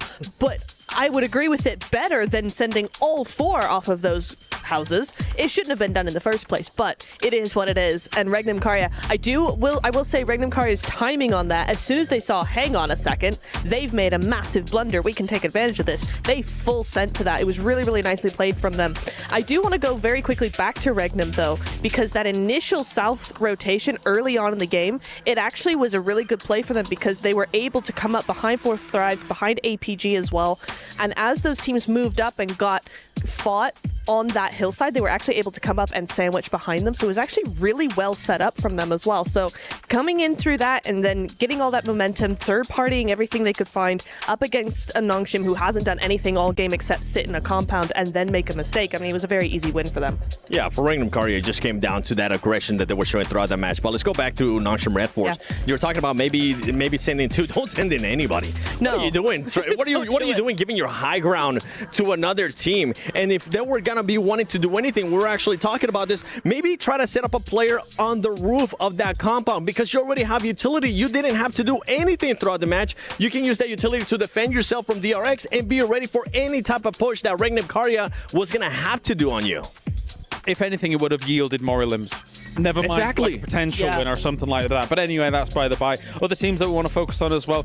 Good old Four Thrives. The team that Mr. Seven did pick to do well. Talk to me. I mean, it was just an amazing play out of this team. Being able to rotate early on to the southwest of the military island. After that, they were able to spot that APG had moved on. And I think this is one thing that Max and I were talking about throughout the match. We were expecting APG to actually be in military apartments. They gave that up, and Four Thrives was able to take full advantage of it. You can see exactly why, as Falak was able to get 6 eliminations, and I actually enjoyed what Falak was doing. He still overextended a little bit there towards the end. The team was a bit too split, and Hora ended up just capitalizing on that. But before that, they were just being proactive. They were showing the aggression that we have seen out of this team in group stage. Yeah, I mean, for example, I really liked Falak's nade over onto Power, right? Was it Ragnar, the last player? He actually, with that nade, not only got rid of a team, but he opened up a position for his own team, right? So they were able to push on top of that. So he, even though he does overextend just a little bit, he's doing so much for his team as an entry point. Well, if you want to extend on that too, this team kept on sweeping. That's what I enjoyed, wanting to gain control. And if we talk about sweeping, one team that was able to do that great was Power. Yeah, they were looking good. They were looking good for it. But I'm getting word that we are ready to head over to Barney, who is actually with Suk from Weibo after their couple of games here for the grand final. Come back to the main stage where I've got Suk here from Weibo Gaming. We are 3 maps into day 1 of the grand finals and things are starting to heat up already. Suk, the first thing I want to ask you, it's the grand finals. You guys are performing pretty well straight off the bat. I want to ask you how you feel like your games are going so far, what can be improved on and what's going well. 首先就是你们现在已经到了总决赛嘛，然后在总决赛当中，你们今天一开始的时候感觉状态还是挺好的，就是打的成绩也不错。就想问你个人来讲的话，你觉得你今天发挥怎么样呢？哪里有什么要进步的，以及要调整的吗？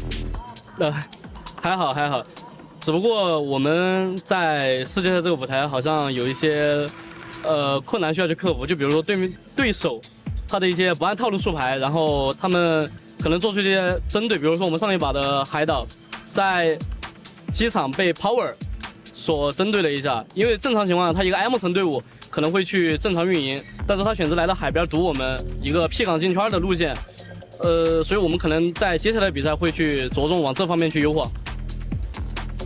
Well, it's we have done pretty well so far, but we do feel like you know, this is the grand finals, this is the main stage. We are noticing that some of the other teams are obviously doing or at least strategizing around us. Like for example, in the last map, Erangel, when we landed at the airport, I think P team they are a team that usually lands in like an M city or something, and then they actually came over to airport with us, and they kind of targeted us. So we kind of need to adapt around that. We need to make sure that we are more on our toes and be able to counter whatever strategies that our opponents have prepared for us. You sound like you know what's going on. I think that something I need to mention as well, something that's been really amazing to see here in the Gidea Esports Arena, is how many Chinese fans that we have in the crowd cheering you on. It's been so amazing to see. How does it feel having this kind of national support here at the Esports World Cup? And is there anything you'd like to say to them? 就现在你到这个主舞台上面呢，也有来了很多中国的粉丝到现场来支持你们。你有什么话想跟就是你现在感觉怎么样？有这些粉丝在这边在现场能支持你，以及有什么话想跟他们说的吗？无需多言 ，I love you。 I understood that one. That's awesome. Thank you so much for joining us in this interview, Suk. You're doing really well so far, but obviously we've got 3 more maps today and of course the rest of the weekend to see if you guys can prove yourself and lift that trophy. But for now, let's head back to you guys. Well, there you have it. There is Suk giving us some info about what's going on in Weibo at the moment here. But let's talk about some of the other teams from these Erangels, of course. Hora. They were able to put themselves in a better position, I feel, compared to the previous games. I have to agree. I think they actually did a really, really good job of not only positioning themselves correctly, but also being more aggressive with these things, you know? We saw some really great pushes, some really good timing, some really good third parties, and I want to predict that they will win a game today, because that's how they're looking. Yeah, we'll go back on Hora in a bit. I'm actually impressed at just first place to 8th place, currently only being separated by 8 points. Whoa. This might be the closest first 3 games we have ever had at an international. Before we even move on, I want you to take a look at Power. Power's old points are just coming in from eliminations. I've never seen that before, especially for a team that's in top 4. Well, it's consistent with their brand, right? Because let's be real, in the, I think it was either group stages or survival, I think it was like 40 elims compared to about 10 or 15 placement points. points. So we know that they can frag out. And usually, Neptura, as we take a look through a 9th and 16th, when a team is able to frag out like that, eventually placement points will come. So maybe this is a good omen for Power. I should hope so. I've really enjoyed how they played so far today. I do agree that I think we are going to see probably a lot more placements coming their way because we've seen it from them before as well, haven't we? Certainly in the survival stage, they were doing a lot in terms of those placement points, really able to control those end zones and getting a win a lot of the time. So it's bound to happen. The way that they've been aggressive, that's what was impressive to me in that last match. The way that they were able to spread out, they were showing us exactly how they were able to play in survival stage, making sure they had those big splits, get a big area on the zone, and going to Hora, they're pretty much doing the same thing too. They were having 1-2-1 splits that worked out wonders for them, and at the end, took the fight to 4 drives and actually won it until they got their party. I've been impressed by their glow up from group stage through into survival stage and now here in the final. Let's see if they can continue it as well. But also, we have another opportunity for you guys at home to be involved, because starting from August the 1st, that's today, we have the PDP Global Fashion Icon Contest officially kicking off. So the cool thing about this competition is it accepts both in-game outfit design submissions as well as people participating by showcasing their real-life outfits for you guys to wear at home in real life as well. So use your sense of fashion to influence the world, and the total prize pool can reach up to $120,000. To participate or view detailed rules, please visit the PDP section on the official PUBG mobile website or follow the official social media accounts. Exciting stuff. I think, Seven, you've got a great fashion sense. You could win. I'm just lying, of course. All right, well, let's head on over to Barney now, as well as Veracity. They're ready to kick off the half-time. Ladies and gentlemen, welcome to the Qiddiya Esports Arena, where we are halfway through day 1 of the grand finals, and things are really starting to heat up. The spectacle is growing. We've had some amazing performances so far, and it's starting to heat up. Veracity. It certainly is, Barney. I'm super excited for the first day of our grand finals here in the Qiddiya Esports Arena. We've had some fantastic games so far. We have, haven't we? I'm buzzing. So, map number 1, Power started extremely strong. 6 eliminations on the board, but only 1 player remained, and it was easy, securing a further 3 eliminations, bringing their total to 9. But the final face-off was between Alter Ego Esports and Alter Ego Ares, in fact, let's get it right, and Ida Esports. Alter Ego managing to secure the winner-winner chicken dinner and 23 points on the board. You know what, though, Barney? In match 2, we saw an incredibly defensive Team Falcons coming on through, which was a far cry from the performance of top 3 placements we saw coming out from them during the survival stage. However, our final fight saw Yangon Galacticos and Team Secret going head-to-head, with Yangon Galacticos walking away victorious in that one with 12 eliminations under their belt. You get up there, Barney? Yeah, you know what? I'm actually starting to like it. Not bothered. All right, in which case we'll go ahead and leave you up there. Match 3, however, with Yangon Galacticos having a giant target on their back, they were understandably the very first team to get eliminated during that one. It was grenades galore all throughout the match. However, for 4 Thrives and Power Esports, each of those teams had 10 eliminations each. But unfortunately, neither of them were able to make it to the final stages of the match. Instead, however, we saw Regnum Caria walking away with a winner-winner chicken dinner. How about that one? You know that this isn't over. But for now, ladies and gentlemen, it is time to get ready for map number 4 of day 1 of the grand finals. There it is, map number 4, coming your way, our final Erangel of the day before we head into back-to-back Miramars. It's been a lot of fun watching the front ends of the matches, and now it's time to watch the back end and see if some of our teams towards the bottom, who might be on the struggle bus, very early going, however, start to rise up. I'm Taylor Reflections, and we're joined by John. And John, I'm excited to get this one started, brother, because last game was nutty. We had, of course, that military end zone. Super sad I wasn't a part of it. I love military zones. Hoping we get one here, but did see a bit of some fumbles. I don't know, maybe some grand final nerves starting to come out. Yeah, I think it's safe to say that Nongshim Red Force's decisions were at best questionable in those final moments. They were having a bit of a nightmare in that final scenario. Very quiet all game. They were timid and hiding behind the curtains of their buildings, but in the end, they made that wrong call. They pushed out and Regnum Kai able to sweep them under the rug.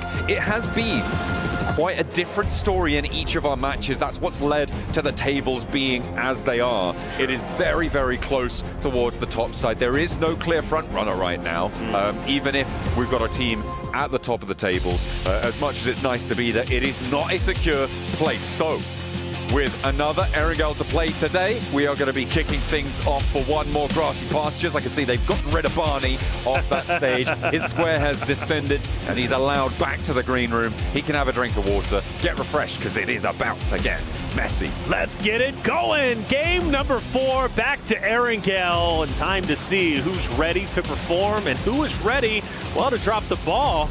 It's going to be a fun one without question. 4th Rise, been looking for them to step it up. They're not doing too bad necessarily. 18 points, 9th place, but first place after all with Alter Ego is just at 28. Very doable. It's only day 1, 3 games in. No alarm bells ringing just yet. Maybe we'll start some tomorrow when we get into game 4, 5, and 6. I do want to see Horda, though, do a lot better than where they currently are at 13. I really think that's a roster that performed very, very well throughout the group stages, obviously throughout the survival stages. But today, been falling a bit flat. And the same could be said for Team Falcons, who obviously the home team going for that club championship race. That's a roster that needs a top 8 finish. Right now in 15th, just one spot away from the bottom.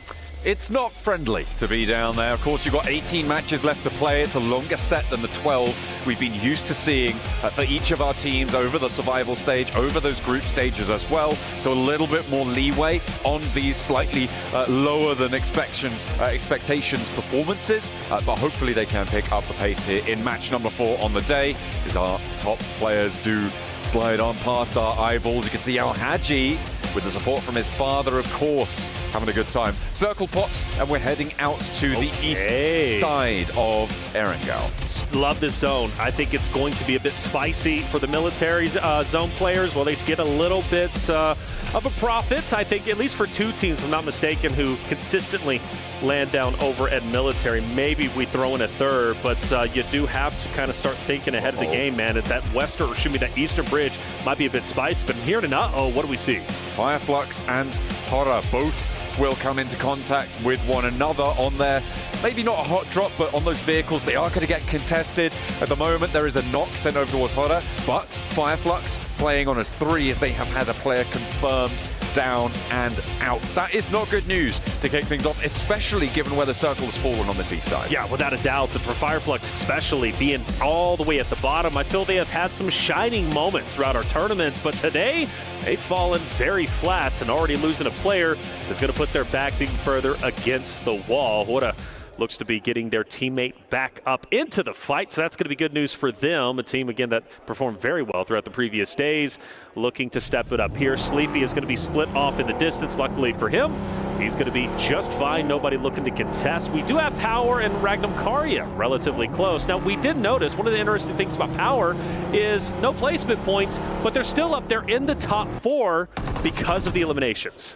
Ooh, maybe another elim for Ida, but no, not quite able to connect. Yeah, absolutely correct. The desk was highlighting it as well, of course, with Power not able to get into the placements on any of their 3 matches, but still being in the top 5 is insane, right? And they are right on the doorstep of potentially doing a little bit more. So if they're able to do this in these early game scraps, a much more heavy elimination focus, taking inspiration from the likes of IHC a couple of years back and making sure that they are primarily focused in these scenarios. If they can get into these late games, if they can get a chicken dinner or 2 on board, bolster up those placements, it is a fearsome roster to be worried about. As we hop on board with the Falcons, though, up towards Pachinki. They don't have any contest here, but it has not been a nice sight to see if you're a Falcons fan, and I know there's plenty out there in the arena. That's right.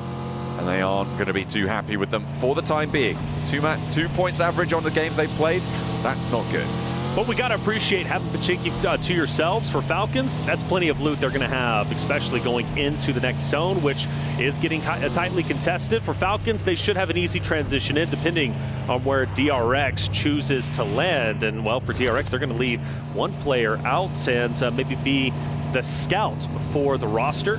See how that ends up unfolding. For Power's sake, though, they continue to move central zone, where Regnum Karya are currently at. Fireflux and Nogsham Red Force not far behind.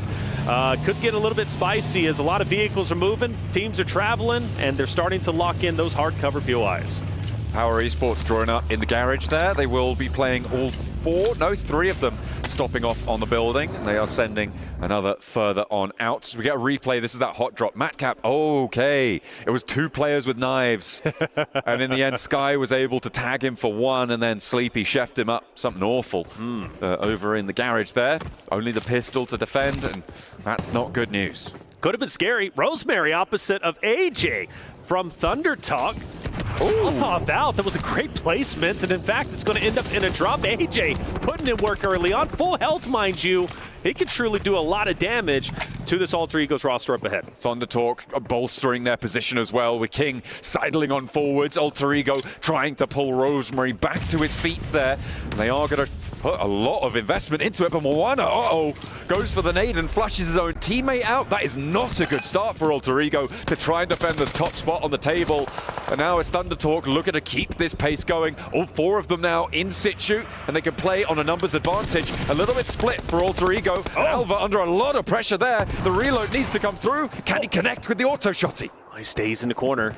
Dodging those jump shots, goes for the retreat, and is successful in getting some distance between them, which means he can reposition and fight the duo of Thunder Talk. That fight still going to be well underway, and he's going to continue to distance himself, maybe get an off angle onto AJ. It pays off. The down is in, but the 2 members from Thunder Talk are hot on his heels. They're still on the outside of the wall, though, and with King falling, this means that nobody is forward for Thunder Talk. They're now trapped on the outside, out in the cold, and Thunder Talk are getting rinsed right now.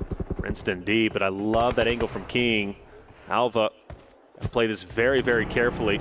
Even if Thunder Talk wins this fight, like you said, they are in dire straits, and I really do think that's a huge oversight. This duo should have pushed up on him and taken him down. Having Alva on that off angle was detrimental to Thunder Talk. Obviously, your duo ends up falling, and now you're leaving. You gain 0 value. The timid fights do not work out if you want to be a champion. I mean, much like the Omnidroid from The Incredibles, right? The only thing tough enough to take down an Alter Ego player in this match is themselves. The only thing that has taken one of them down fully is that team nade. And that's not the sort of coordination that you want to see coming on through, especially in Mill to Power on a circle like this. You know, it's so important to have everybody alive in a central location in these early circles, right? You want to transition in towards the late game. They've pushed up towards 30 points, though.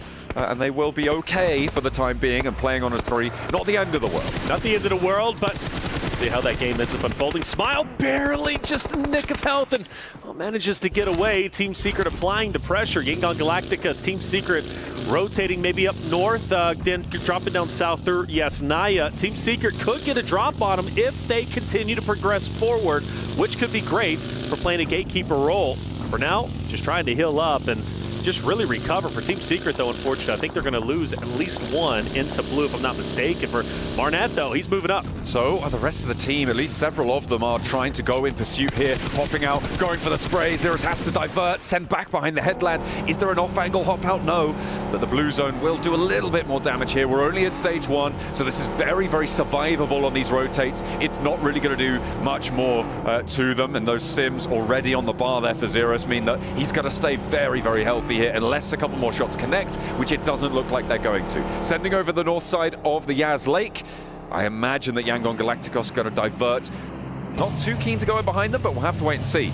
The plane path, sorry, the next circle just about to come on through. Yeah, Yangon Galacticos, I thought we're going to take the roadway and then cut through, but SayCloud has stayed up top. He wants presence behind Team Secret. Meanwhile, the other 3 are in fact going to go in succession down low, and SayCloud does deviate away, maybe wanting to stay in Team Secret's mindsets, but it getting tightly contested in the southern portion. And E-Arena versus Falcons, a team that's been on the struggle bus, or E-Arena. I love the way that they've been playing. Granted, today, they've been falling flat, so this fight critical for both rosters. E-Arena disengaged from that one. They had the numbers advantage. Perhaps they were reading too much into the circle. They thought, if we can't conclude this fight immediately, there's a third-party potential. But they had a massive advantage in that fight. Only 2 of the Falcons were on the inside. I'm not too sure about the decision to disengage it, but we'll see how they can play on from here. Meantime, Power looking to rack up even more elims. They're now up to 1 on the tables, and that's going to put them up on 26 with no placement points. Taking down Noxium Red Force would be huge for them, mind you. I really feel, based off of that last play in the last map where Noxium Red Force had center zone, had the hard cover POI pushed out, I feel that was a massive oversight. potentially starting to get into their own heads. So for Power, pushing this fight could be big. For Weibo, well, we can't even stay upright. We got 4 wills. Well, they decide to use 2. They're going to maintain course, though, self-righting, going all the way out west for a wide wrap from Weibo to go out on that west side bridge. APG, they're ahead. Alpha Gaming will send over that east side bridge, fairly uncontested now, and they are sending up north. Yeah, this is just the continuing long rotate from Weibo to go out to all the way on that west side. They're getting across the bridge. They'll be pushing in from around Potato Hill, but don't expect to see them for another 2 minutes. That's right. We won't see them for a long time. For APG, well, you saw what the game plan was. They were setting up to gatekeep Weibo. So this long rotate, in my opinion, was critical for Weibo. They only had one choice, and that was to take the western side bridge. For APG, they don't see any Weibo members. Okay, we move on out and start to progress towards Milta, maybe towards Power. Meanwhile, though, we do have Regnum Karya potentially setting up a trap on Hora, who's going to be up just ahead. A team that played so well through the early stages, now struggling today. I mean, they're sequestered right up into the cliffs over Prison. It does severely limit their sightlines here for Regnum Karya. They're going to have to try just gather that info from the sound. They have got that outpost Silas a little bit disparate from them. Will be rotating around, feeding back a little bit more info. But for the time being, they are a little bit crunched in here. Hora a little bit less so. They've got a little bit more leeway on the side of that Prison cliff face. Teams trying to get central. Nobody really getting too aggy with it just now. It's only Thunder Talk who have lost 2 players and a couple of those earlier elims coming on through as well. See DRX off in the distance. They've got a couple of teams in their line of sights. Like you said, nobody getting aggro just yet. We see a zone shift up towards the north. For the majority of teams, they're already pretty much sequestered where they currently are. For the rosters like Power, APG, Thunder Talk, the duo, Alter Egos. Weibo finally starting to get their first member out of the blue zone as they head up towards north through school. Maybe even towards Yangon Galacticus. But everybody rotating in. I'm hearing a lot more shots this time around. No surprise for Falcons. Oh, I'm hoping Regnum Karya does not crash into him, and it looks like they're not going to. Even Silas taking too much damage for his own good. Yeah, crashing in on that position with the number of third parties available, maybe a death sentence, but instead they turn over towards the dip, and it's 4 Thrives who are eating lead left and right. That is nasty. The team from Pakistan is going to be eliminated very, very quickly. 4 Thrives get melted off the map. You know, a team that dominated throughout group stage, struggling today. We questioned those days off throughout survival stage. Would it be helpful? Would it not? Well, for 4 Thrives, they need to get their legs back underneath them. But Power's also rotating in. Ragnar taking a ton of damage. We got Wild also falling. Ragnar now down. Alhaji getting active. Ida's going to fall. It's just a mass amount of teams and bodies on the ground in this area. Alhaji getting the cleanup. Starkin up ahead. Cooking a nade. And this nade, if placed right, could be devastating to Power. Darkin unleashes it over towards Fadan. The bounce is good. And it will connect for the knock. Alhaji now, the last player alive for Power. They have 4 elims. They'll want a little bit more. And he's now got a nade cooking. They know where Ida is playing, and nobody's getting out of this dip unscathed. The nade goes long, and Darkin pushes forwards. Alhaji around the smoke, goes for the spray, and of course he connects it. But there's the shutdown from the off angle. Fireflux shut everything down, and there is no one alive. We just lost 3 teams just like that in one engagement. Fireflux playing spoiler, and we'll talk on that in just a second. Team Secret now against Alter Egos. You called it. Caster Curse, nobody getting aggro. Well, now we got everyone getting aggro all at the same time. Krypton going to pick up Ayala over in the corner, and another team has been lost. We just lost 4 teams in the span of about 45 seconds. That was insane. 4 teams went into that dip, and none of them got out of it. It was insane. Wow. It was being held, I believe, originally by 4 Thrives. Yes. Then both Regnum Karya and Ida crashed in at the same time, and then Power lapped in over the top. Wow. Fireflux were just like, this is ridiculous, guys. You need to chill out. They put them in the cooler, and it's going to maintain Power's record of getting no placement points, but they still get 5 elims on this match. It's such a bummer, though, for Power, because Alhaji is the last one standing. He's the champion of the team fights. 4 teams in one area, and then Fireflux says, hey, good job, buddy. I got you. Takes him right down. Either way, like you said, 5 elims. You got to be happy with that. For Alter Egos at 5 themselves, and of course, another zone shift going to be taking place. But yeah, that was probably one of the craziest fights we've seen today. Absolutely insane stuff. A hard south shift, and this is going to help out teams like DRX, like Falcons, if they can hold their nerve out in the open. A lot of open ground, right? We saw how difficult it is to approach this Falcons position. When it gets closer and closer on the circle, it gets slightly easier, right? Because there's fewer and fewer positions that sit around them that can take those third-party shots. There's fewer teams that are potentially going to third-party on towards you. So Falcons, their strength is really good right now in terms of position, but that will start to falter when the teams around them start to get involved, start to get dropped. But I'm expecting to see them into this one deep, potentially up to stage 6. I was looking at this Thunder Talk. We see a replay coming in. This is the Team Secret fight versus Alter Egos, and Xerus is putting in work, but it was Krypton who was able to even up the odds, silence Team Secret, and send them packing to the next game. Weibo, Thunder Talk finally back on your screen, and well, not for long as one is taken down immediately. A PEL derby right now between Weibo and Thunder Talk, but it seems pretty clean, done and dusted. 3 players alive for Weibo and 1 for Thunder Talk. Together they make a full team, but there's no cooperation here. It's Xing sending off into the horizon. As Xing is gone, Thunder Talk's been in survival mode since the early goings of this game. 2 eliminations. You're not too happy with that. Maybe some placement points will help you out. Doc with a great angle.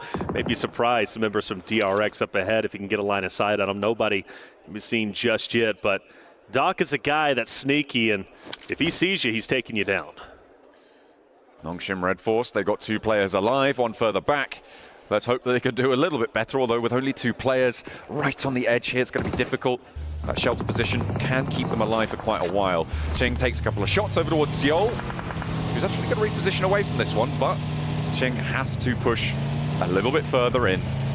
He's going to go into the wake of APG, so Alpha Gaming going to actually allow this rotate to happen. He fired a couple of shots, nearly getting it down. The fact that he's still alive is incredible. This is where Doc was, I believe, and actually, excuse me, Doc's going to be on the opposite side.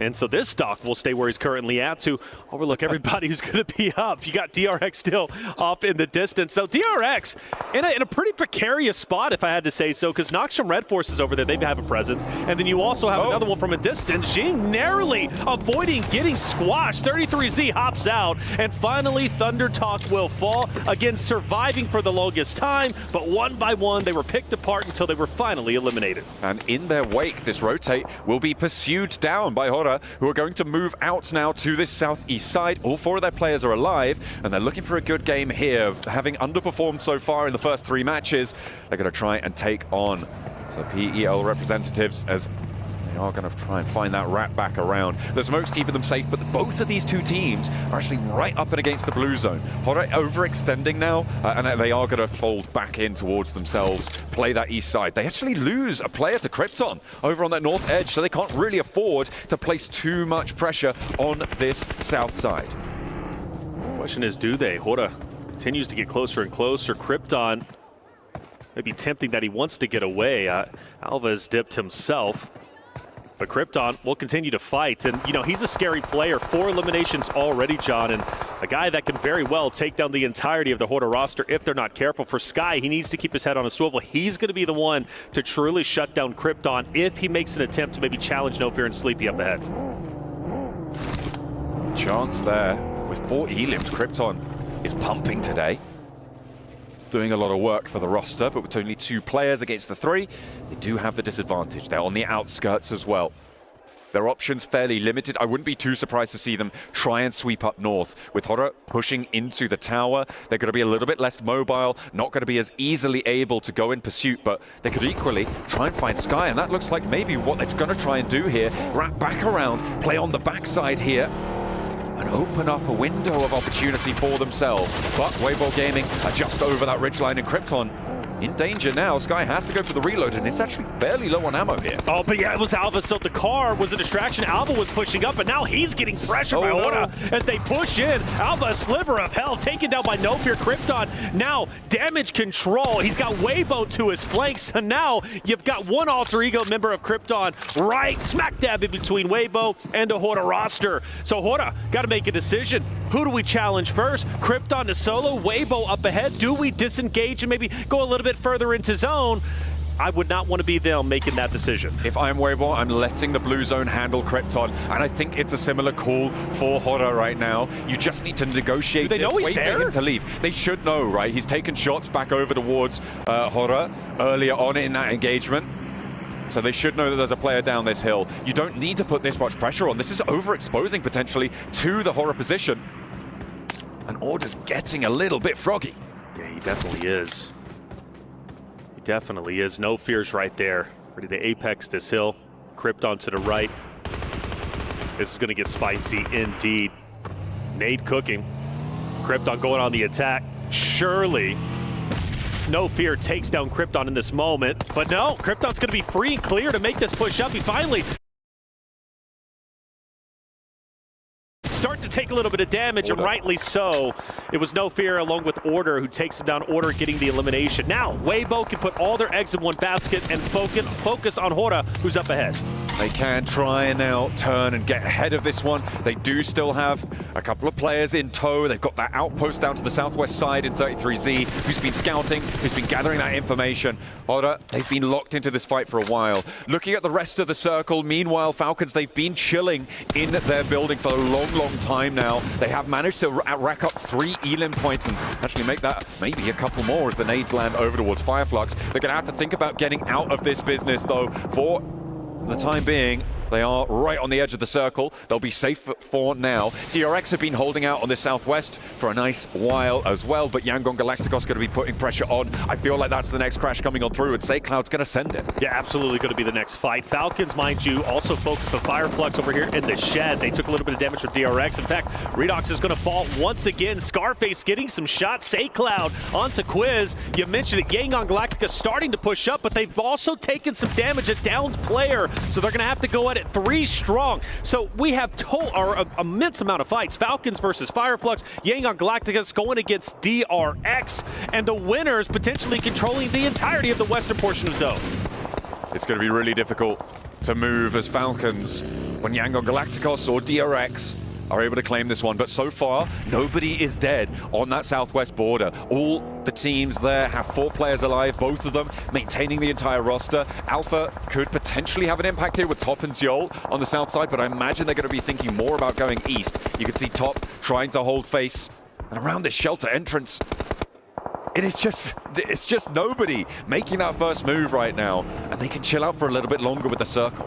APG can be truly punishing to DRX. The only thing stopping them from shooting, I believe, are the smokes. They just can't get the line of sight. But Top should have infinite vision. In fact, he's going to get active. So there's going to be Top on one full finish on one DRX member who's now starts to push up. This gives an opportunity for Yangon Galacticos to start firing at DRX as well. Weibo says enough is enough. Takes down an APG member. 33Z also taking a tremendous amount of damage. It comes to show you literally nobody is safe. And Weibo on the outskirts of Zone, fully eliminated. It's in circles like this that you've got to think potentially Fireflux could have a chance if this fight on the southwest side doesn't conclude, but it looks like Yangon have isolated their entrance and will be playing on fairly convincingly. SayCloud very likely to get this knock on the Horman. That should be an easy pickup for them behind the rock, sure, but you have to dash out to try and find that res, and with only Joker left standing, they don't have a lot of time to get this one. Currently, Yangon Galacticos have a beautiful spot where they are at. If the zone favors them on the next shift, they are going to be set up very nicely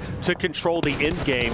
Of course, depending on what DRX and APG decide to do from their current position. For Falcons, they refuse to move, but now they have to start going a little bit more forward, which means E-Arena are very much ready for them. But the good news is Mormon was taken down just a little bit ago. He's down but not out, and E-Arena have to make a decision. Do we want the pickup? Well, now they don't have a choice. Sakura also gone. Romeo taking him out, so YG getting active, and now Ralph says, I'm pushing up. I'm taking the advantage in the mid zone. Here comes the Falcons. The north side now could conclude, and the Falcons may have all the leverage they need to try and leapfrog south. But you can see how flat and open it is, which gives Yangon Galacticos so much power, so many sightlines over towards E-Arena especially. Romeo is laying down the law from the high ground there. DRX wants the challenge. They've gone out of the other entrance, and now they're trying to try and maintain that high ground with their 3 players moving on in. But no, it's Hora doing a lot of work, but Hyunbin still has a little bit more gas left in the tank. Unfortunately, he will draw short, and QZ across the way gonna have to try and hide now behind the rocks, but will be pushed by that blue zone. DRX on the precipice. And it looks like Falcons, the Arena are also popping up against each other. Joker is going to fall, so is Sakura. Fully eliminated. E-Arena are out of there. And now Falcons have a good foothold on the northern part of the zone. So really, Falcons, Yangon Galacticos in an absolute power spot, you would have to assume, unless the solo from DRX can dismantle piece by piece the Yangon Galacticos roster just up ahead. And let's not forget Scarface, another solo for Fireflux, who's going to be dead center. Falcons get blessed by zone. Yangon Galacticos now have to push up, and so does Hora. With this zone, it keeps this little hill that you can see in front of Koa inside this zone. And you're right, they are getting blessed. But if Redox keeps going down like this, it's going to get a little bit more tenuous here on the northern side. Redox not happy. Behind the wall for Falcons to flex back out. I don't know if they can commit to this. They'd have to expend a lot of smokes. In the meantime, Yangon Galacticos, they are going to have to make a move. Yes, they got to push forward, and there's a lot of open space. They've been hanging out next to this cave for the longest time. I don't blame them, but now the time to get active is in, and you got No Fear, who's been doing such a great job from a distance, being detrimental to each and every roster he's come across. So he's going to be the X factor for me for the Horde roster, at least when Yangon Galactica starts to rotate over. For the solo from DRX, I don't know if he's going to be able to survive this. I really don't. But for him, all eyes on YG, who now start to move forward.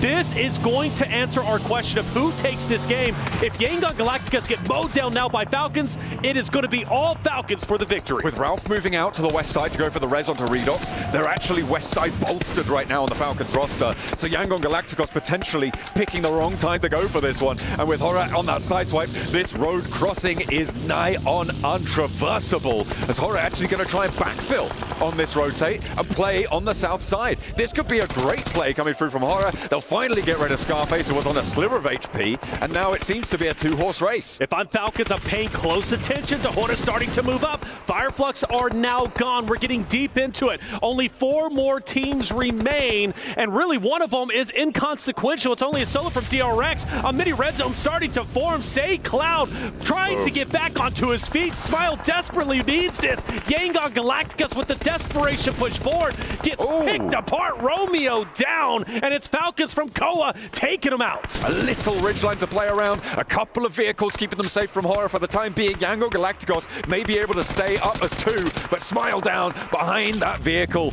and that crate has been beautiful for No Fear. He's going to try and get a little bit more though. They're putting pressure onto the Falcons because of the rotate out to the west side to deal with that res, to get Yangon Galacticos out of the mix.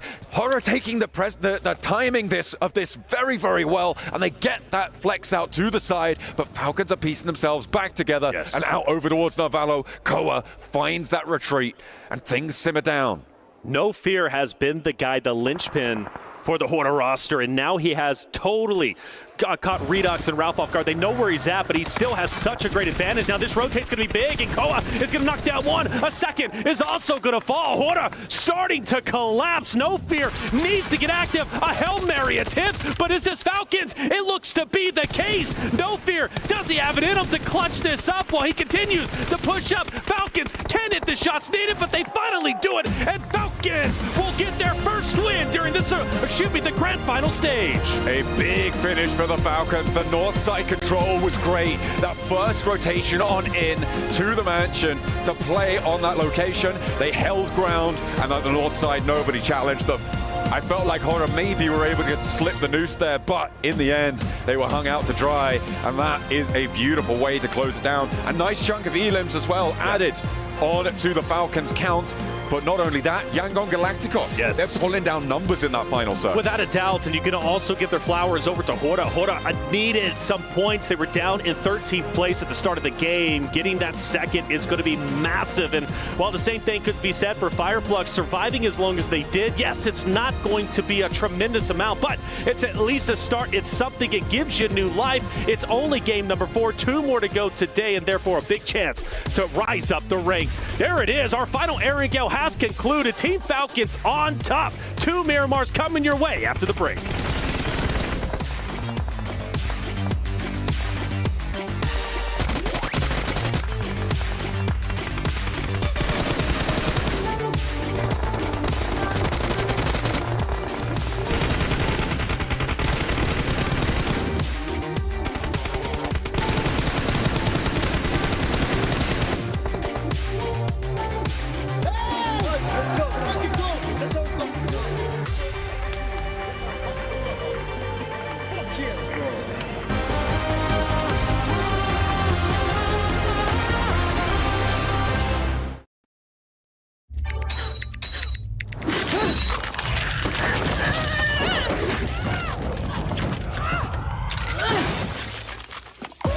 Reach your impossible. Lenovo Legion.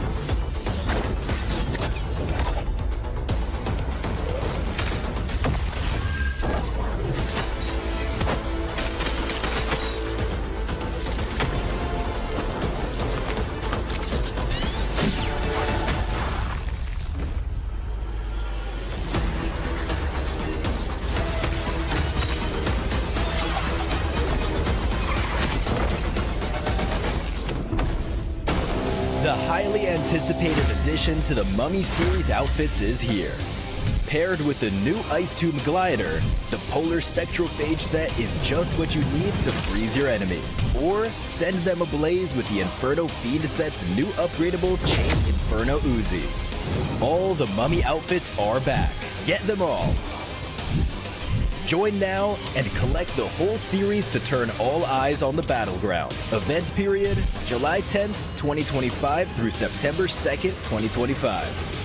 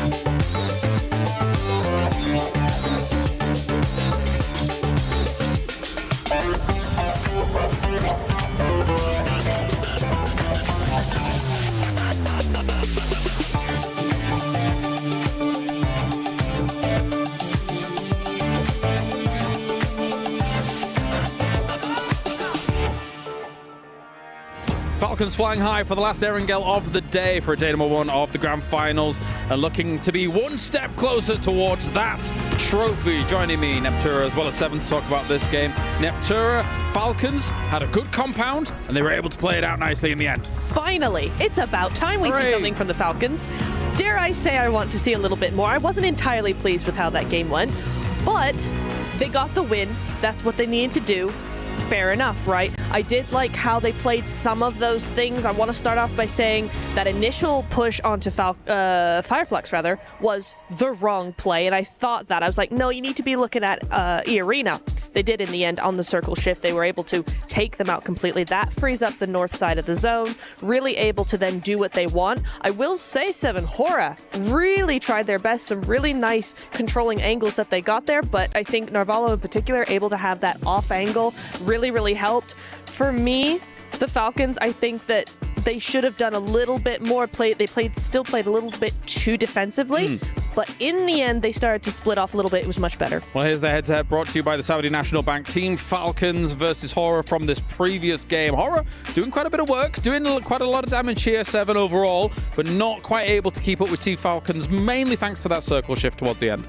Yeah, Team Falcons having that circle shift, that definitely helped them big time. And I think one of the main worries that I had looking at Team Falcons was that they just weren't spreading enough. They weren't gaining enough control of that circle. And meanwhile, Hora was being able to do that. But due to the fact that Hora has just been fighting so many teams that whole match, and they had already lost a player, it became almost near impossible. As soon as Sky went down trying to get that off angle, it was set and done for Falcons to be able to get the win. But I got to give compliments to Hora. I have been enjoying those splits that this team has been doing. They have gone from 1-2-1 splits, 3-1, and then they end up mixing it up to everybody just going solo. They're making sure that they just get a lot of the zone, and they were able to do that perfectly at one point. They had full control of the southeast. But Falcons will walk away with 22 points there with the 12 eliminations, thanks to Narvalo, the Frenchman. We love the French being able to hold on to that position towards the top there. Neptura is able to overlook exactly what was going on and hold their opponents at bay. You know what's so interesting about the overalls being so close as well? Is Falcons were at the bottom of the leaderboard with 22 points. They are now looking at the top 8, which is a really nice setup for the last 2 games of the day, going into tomorrow as well. This is exactly, I think, the right timing for them to get a win, because now that mindset should be super refreshed. Did Power get a lot of eliminations and no placement points against Evan? Power's like placement points. What are those? We're just going to go with, you know what? Let's continue to be aggressive. Yeah, they ended up with 5 eliminations. No surprise there out of that team. DRX, I was actually really surprised at the push that DRX ended up doing on Young Galacticos. They thought that maybe they were going to be able to just win that engagement, but little did they know Hora was looking to third party that fight, and it kind of opened later the area of just for Hora to try to gain more control of the circles. Yeah, that's kind of the important thing when you get a shift like that, right, Neptura? The fact that those teams down in the south, they're very likely to not win out that game. So focus on those eliminations down to the south with the Yangon and the Hora situation going on. And Hora was able to do that brilliantly, I think, in those final moments. They were. I mean, I think Yangon did the only thing they could do. It's so open. It's such a wide area to use. They did what they could. Hora were very, very proactive. I love this new Hora that we're seeing, that they're able to not only control and be passive, but also be super aggressive and take those fights. Yeah, and for Yangon, I got to give them some props, because as you mentioned, they did exactly what they needed to do, which was making sure that they were proactive and backing people off. They made DRX back off early on. DRX ultimately wanted to take that fight. It didn't end up working out. And for Young Galacticos, they were looking at E-Arena. They were making sure that they made the rotations hard. They were just trying to get any point possible getting those eliminations. I wish they would have made a sooner decision on just making a full push towards where Team Falcons was. That would have been the winning play for that squad. Potentially. And now, though, with Erangel done, we move on to Miramar and see how it's going to play out for the last 2 games here of the day. Let's take a look at the breakdown of the numbers, see who's able to perform. And you've got teams in there like Hora. I think Weibo as well still needs to do a little bit more here. Neptura overall. Alter Ego, strong in that first game of the day, but so far beyond that, been a bit more quiet, I think. They have. It's almost like they're waiting for something, which makes me nervous, because last time they just kind of held their peace and waited a little while. We saw a very strong day from them, so we'll see about that. I am interested as well, though. I'm kind of surprised that APG are not here. Alpha Gaming, not on this list. Historically, a team that's very, very good on Miramar, just not making those numbers. Yeah, one of the teams that I'm going to be looking at that was there towards the top is going to be none other than Rangam Karya. This team has been so aggressive. I feel like going into Miramar, I'm hoping that we get to see a little bit more tactical play out of this squad, being able to actually take their time, Scott, because right now it's just full go, go, go whenever they do end up pushing. And you can see Young and Galacticos with that play doing just enough, being in first place. Just 11 points between number 1 and 8th. But yes, as you say, Yangon Galacticos being able to wrestle away number 1 from Alter Ego is definitely a big move. What are you laughing at? What's wrong? I just find it insane that we are in the grand finals of PMWC at EWC 25, and Power Esports somehow has managed to find themselves 4th place, 0 placement points, 30 eliminations. It bears repeating. I'm worried in case they do start getting placement points here. Right? They could rocket up the leaderboards with also the elimination power that they're showing. And this isn't the power that I saw in the group stage. I was like, okay, they're sitting pretty, they're waiting, they're sitting in Milta, they're moving out and getting themselves a win, a slow win as it were. But they're just all guns blazing at the moment, Neptura. It's crazy. They really are. I think it goes to show again that sometimes going to survival stage is incredibly beneficial. They've had those 2 extra days to really get their stride, get that momentum going, and now look at them. Definitely impressive stuff. We'll see if this can continue. Imagine if they finished it with just like no placement points, but like 90 limbs. Please, please do that. That's what I want. That'll be me unboxing a surprise. You'd be very excited. And let's all unbox together because the PUBG Mobile Airdrop Carnival is now live. Don't miss out the final 3 days this weekend. Log in to summon your supply airdrop and collect 2025 airdrop vouchers for your chance to win official merch, smartphones, BD partner rewards, permanent in-game items, and more. Every participate is guaranteed rewards. So come and get those unboxings done. All these players, they can't unbox right now because they're ready to get into Miramar. So without further ado, thank you very much, guys. It is time to head over to the Dusty Dunes. It's Miramar. Let's get it for the penultimate game of the day. Falcons are able to rise again with a chicken dinner in match number 4 on the day, but they need to keep pace now. Oh, goodness me. Try not to swallow the water next time. Yeah. But either way, they are going to have to try and keep pace with the top page because they have managed to breach there.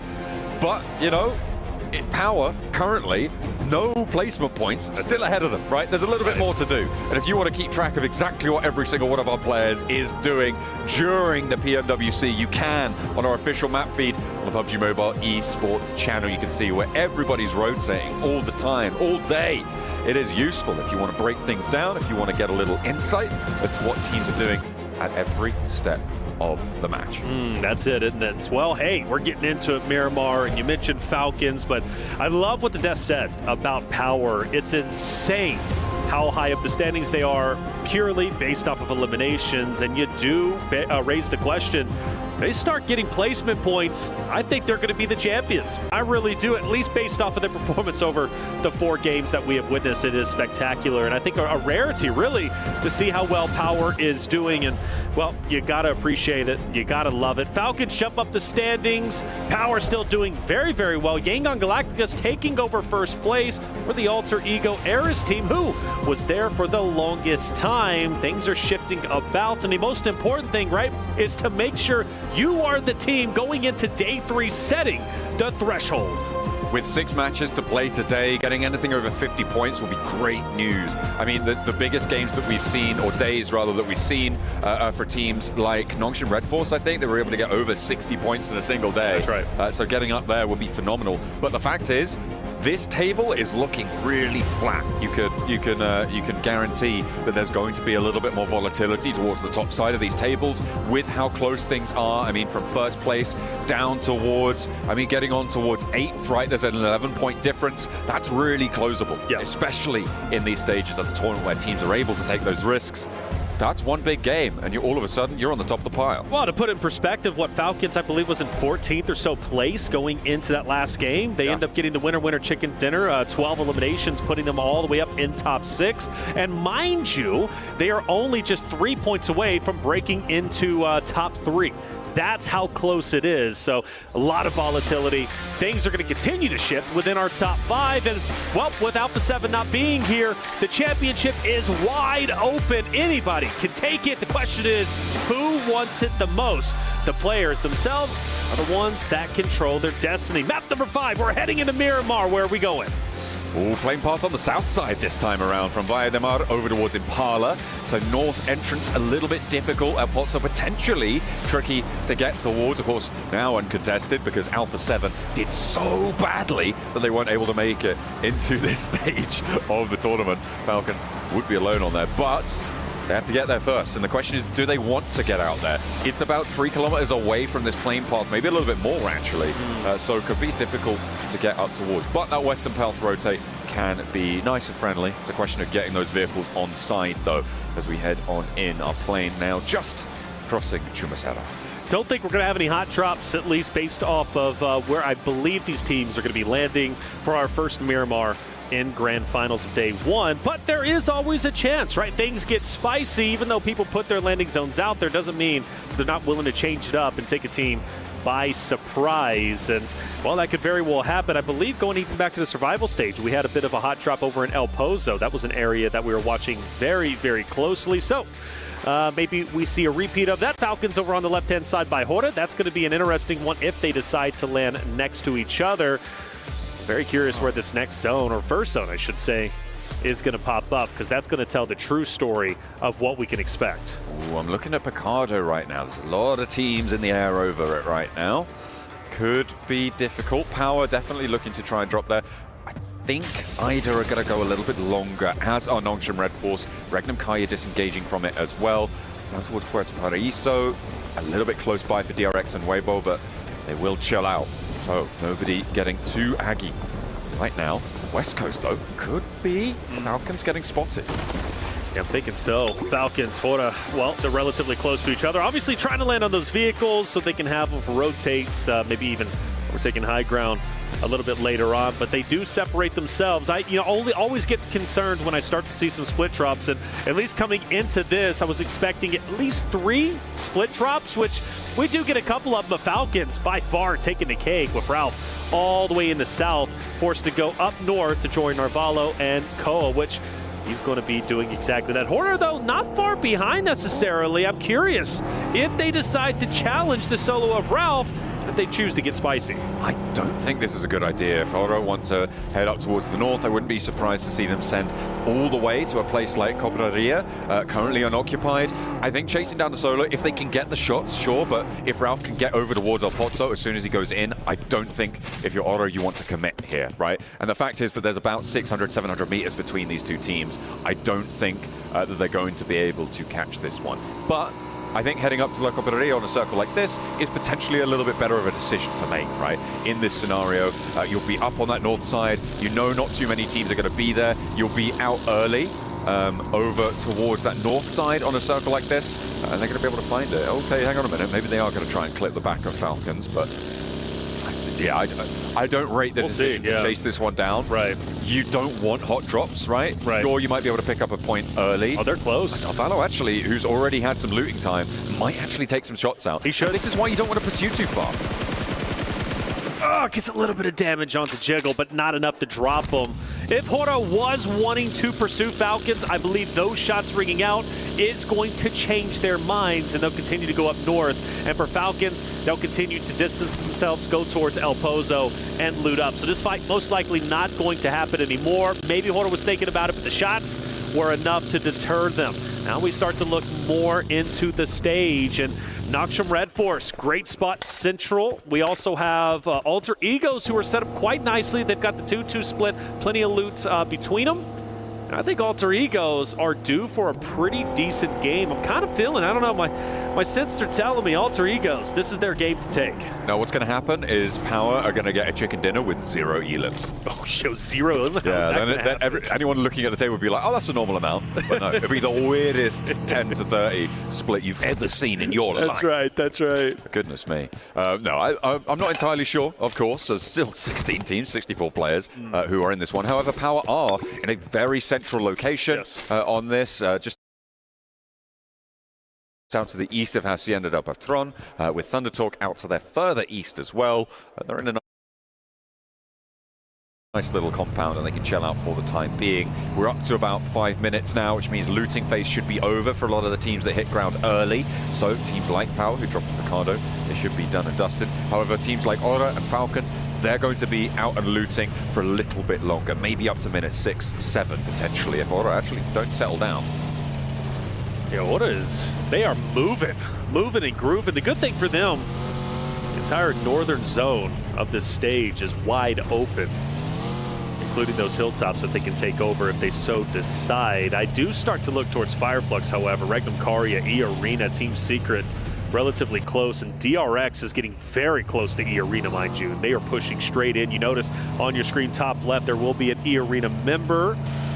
If DRX can keep their head on a swivel, they might start taking some shots, taking some damage. Looks like they're going to keep things nice and linear. A nice spread out train. Good spacing for DRX on their rotate. Keep on the southeast flank. And of course, we always advise against all rotating in the same vehicle, especially early and especially on Miramar. Getting spotted out can be disastrous. So taking this 4-player convoy is exactly how you want to be operating. If you guys are home and trying to pick up some tips, that's a good one. Early on, playing split, you're very, very mobile. You're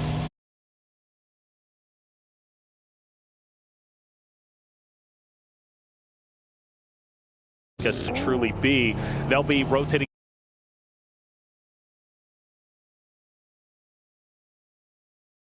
up north, kind of in the same fashion that Horda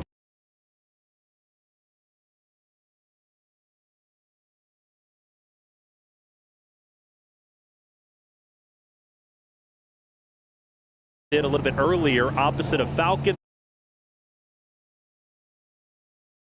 It's probably most likely going above where Falcons are at, but I do have some concern if that is going to be the case, because there's not going to be a lot of areas they can truly park the bus, because Falcons and Horda are controlling that area, and there is an opportunity for Yangon Galacticos if they go a little bit too far north to get pincered between both of those rosters, so they have to play this carefully.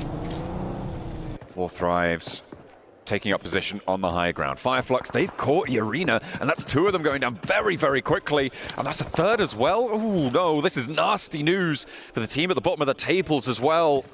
Oh dear, that's 2 players now remain for them. And this crash is going quite well for Fireflux to regroup on this spot. Tony K, Joker, that's another one sent on in, and Scarface handles business. This is what we've been waiting to see from Fireflux today. They were highly performant in the survival stages, and that is what we've been looking out for. And Solus with the M249 shooting the bodies. Fireflux has awoken from their slumber. 13th place no longer. They want to be up in the top 5 off the back of our last 2 games. Nice to see them finally getting active for E-Arena. Well, a team that was truly the shining examples throughout the survival stage, struggling tremendously, and even surprising the fact that they get their compound taken over, because one of the shining examples about E-Arena that I truly started becoming a much more fan of was their ability to hold down hardcover POIs. You could not break in. It didn't matter if there was 2 or 3 teams challenging their house. They were going to hold it down. In this case, though, they don't, and they fully get wiped, and Fireflux stays up nice and strong, and they've got a great spot in the current zone. Let's see what the next one holds. Hey, you know what? E-Arena still have the moves. Have you seen those walkouts at the start of the day? I saw the moonwalk today, hitting them with the MJ. Was it good? Yeah, the mic was well.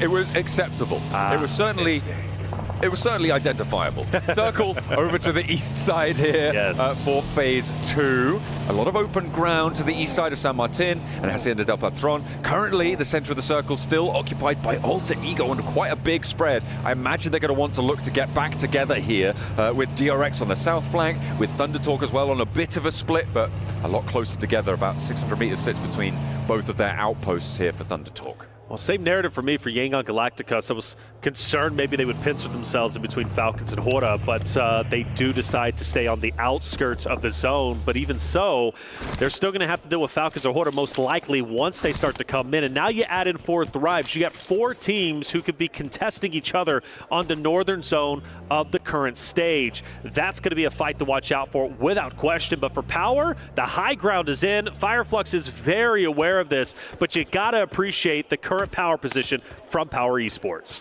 Easy with the high ground over towards Ketch. I think they're both aware of each other's position here and just biding their time. Of course, these positions on these plateaus always look so powerful. The difficulty is as soon as you get knocked or as soon as you take a challenge and maybe you get a little bit too bold, you go down. It's a massive mission to try and get you back up, right? You have to either send another player up there or you have to drop down when you've already been knocked and someone has to rotate out towards you. It takes a lot of time, a lot of investment on that, so you do need to be very careful with those high ground positions. Fireflux going to be opposite of them. Falcons continue to move up, managed to stay alive for quite some time. The only shots, the only activity we see from them so far was firing on Sleepy. It was on the back of a buggy. Sort of started to rotate up. Yangon Galacticos taking a huge rotate north. That most likely drops south. A lot more distance between them than I was expecting. I really thought they were going to be closely contested. You do have 4 Thrives with Naki and Co, who's going to be very close to the Falcons roster. They start to huddle up and potentially crash in on each other. For Weibo, they do have Team Secret in their line of sights, but this 4 Thrives Falcons fight, yeah, it's going down. Koa diverts almost immediately, but will he be able to get away here? I'm not sure if the cover's going to be there.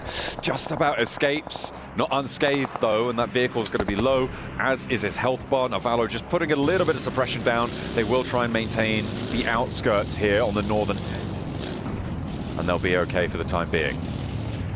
Okay, for the time being, as you said, staying alive just a little bit longer. They kind of tempted fate, push into 4 Thrives, take over the compound. Well, 4 Thrives said, nah, it's just simply not going to work. Another zone shift is going to take place. You notice YG, Yangon Galacticus, still up in the north. They've been in blue now for, I want to say, nearly half of the game at this point, and they'll have to continue to drop down south, which is going to be right next to Falcons. So that fight most likely going to ensue. And with Falcons getting their health all the way back up, I think this is about to go down. I think they might actually, well, it depends, yeah. If they go for that rotate out to the east, it might be a little bit less sort of considered there for Yangon Galacticos as Silas goes down on a little bowl ramp jump there.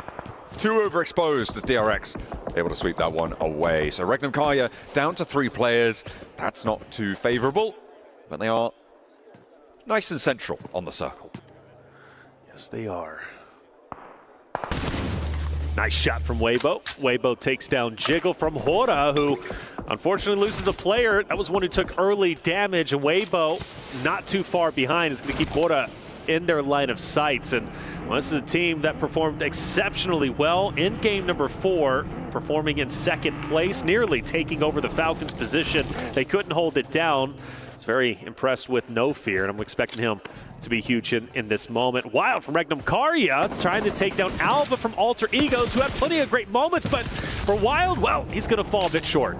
Rosemary had the off angle, nothing really doing there. Regnum Karya starting to falter. Meanwhile, over on that northern side, Falcons did find a player from Yangon Galacticos, and they will have Romeo almost on full surround now. They're putting this pressure on. Redox gets that flush. Hang on a minute, no, that's Koa taking the vehicle up in flames with it. The M249 for Koa. He's going to be able to lay down that damage.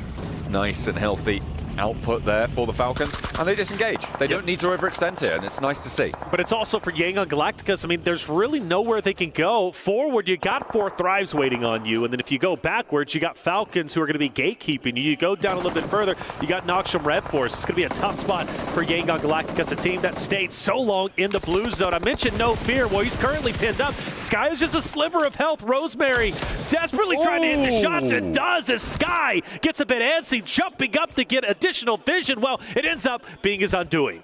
With that mini 14 through the window just at the right time. Excellent pre-fire there from Rosemary. Alter Ego holding the high ground here. They have such powerful position over this next circle, and they want to try and maintain that space. They're doing well with 3 players on that north flank. They've got Krypton far out on the southeast side, and that's an off angle actually, with shots over towards, actually potentially over towards Sleepy if he gets a little bit too big for his boots. Rosemary repositioned. No Fear will stay down low. No reason to get too crazy on him. The smokes are out. Rosemary will continue to keep his head down. APG Team Secret start to get active. Dog with the off angle, unfortunately, is down. He's going to have no effect in this fight unless Zeal can get over and maybe get him back onto his feet. Reefus, nade in hand, throws it out. That looks like a nice cook and a great connection. Doc is down, but the rest of APG can keep on going. Rotate around, try and slip this one. Around the edge there they go, and actually Doc could be resable here. Close to Fireflux though, and that will be a lot of danger for this Res. Will be very, very difficult to make it work. In the meantime, Team Secret actually getting handled across the way from Fireflux themselves. Shots overhead. Fireflux been performing well. They're trying to go up the standings. This is their game to take. They started off hot and heavy. They currently sit at 6 eliminations. All 4 members still alive. Now Catch, I hope he's not spreading himself a bit too thin, separating himself from the additional rosters, everybody else in a vehicle. So that'll be my concern. But for No Fear and Rosemary, well, No Fear tried to stay up as long as he could, but the shed, unfortunately, will be his demise. Sook actually using the explosive arrows there, taking one of those knocks over towards Hodder. He's going to be happy with that one, but Weibo currently out on that east side, have a little bit further to go here. That east side approach is really, really weird and finicky. They've got that long channel of road for Weibo to roll along on that northern side of the current circle. It spits you out with very little info, which means that they kind of need to head down south and try and put pressure on that way to approach towards Alter Ego, but that's really, really difficult in its own right? You've got Alter Ego who've been holding. We've seen how effective they are in that location. I don't think that Weibo are going to be able able to get too much further here. Yeah, I don't think so either. And mind you, Falcons has also kind of got into their vicinity. Falcons have been the outskirt team, consistently gunning down players, not overcommitting, but at least having a presence, keeping them in the back of their minds are their enemies. And well, we see Suke, as you said, from Sleepy from a distance. Wait, and I know Seven is loving that one. Oh yeah, absolutely. I wonder if it was that the straight shot or the explosion that got him though. I have to double check. We'll get the analysts on that one, breaking down the clip. That was kind of nuts though. You'd love to see it. Sook seems to be, you know, this proponent of Legolas of the bow and arrow. He loves it. Yeah, he loves it. You know, it's funny, when I was doing my research coming into this, Seven specifically brought him up and said explosive arrows. Watch him with the bow. Let's watch Order now as they go for the challenge onto Falcons. Rosemary has him pinned in between, and Rosemary is a guy I do not want on my backside. He is truly devastating. We've witnessed it just a little bit earlier on Horda Esports. Now he can do it on Falcons, but Order cooking the nade, throws it out. Is it good? Well, a little bit of damage on Narvalo. Redux will answer back with his own, but it doesn't have an area effect. And Redux is very weak. Order is taking on two members from Falcons and doing it in sensational fashion. They have that back flank as well from Rosemary. Anita is feet, and Ralph and Redux both fall, one after the other. The forward position and the middle spot for the Falcons both going down, and it looks like Weibo are actually going to be able to break through this one. With Narvalo falling, there's only one player now left standing, and Sook is on the hunt. And I wonder if APG starts to get active in this fight too, because Doc is getting dangerously close. There's Order from a distance, trying to take down Avila, but can't do it. He backs away for the meantime. Still a chance Falcons can maybe recover with the duo in this moment, but the pressure from Weibo is unrelenting. Koa, the tip of the spear, to try and maybe get a couple of shots on the Order. Again, you can't really go back because you got Alter Egos, who's going to be just behind you with Alva. You also got Weibo starting to push in, and the attack is true, but Order will fall. Sook jumps out. Koa's going to be down. Can Sook pull off the hat trick? It's Narvalo up against them. He can clutch these. We've seen it before. And Weibo low. It's just Sook. And around the edge with a Scar goes for the spray down, but the heel is there. And Narvalo now at a disadvantage. Takes the corner, takes the fight. And once more, Narvalo survives out in the edge of the zone, eliminating Weibo. All right, the question is, can he get his teammate back into the fight? Where is his downed mate? Is it just behind him? You'd have to think so. There it is. That's going to be Koa. Getting Koa back in this fight would be huge. Meanwhile, APG starts to move in. Koa's been finished, and Narvalo once again has to take on the entirety of another roster. This time, a 1v4. Reapus with that off angle. I think this is probably going to be the end. Plus, you got Alpha, who's going to be looking dead at you. Narvalo in dire straits. If he can somehow, someway survive and get into zone, it would be miraculous. Spray down. Narvalo slams it into reverse, trying to pull a quick J-sled there, but actually it's APG who might have given him a lifeline. He's actually down and into the road gully. And he's dipping, he's dodging, he's swerving and moving. He's going up top to get that member of Avila. But can't get the finish, and that's going to be okay. A valiant effort. I felt Falcons from the start to the finish never really truly had a home, never truly had a legitimate route to stay safe. They were putting a lot of pressure on teams, but they were never able to establish themselves in a specific area and play for late game. That's just the way it goes. Miraculously, though, Yangon Galacticus is doing quite well. I expected them to be eliminated a little bit earlier on, but for APG, Alter Egos, let's see how this fight ends up unfolding. Alter Egos got to do it as a duo. Moana and Krypton will have to play off one another. The circle kind of shifted away from them right now. DRX are in the center. They're by that roadside. They've got a lot of pressure outwards. Not too many threats to be sent their way. Fireflux, they're kind of on a linear approach from the south side.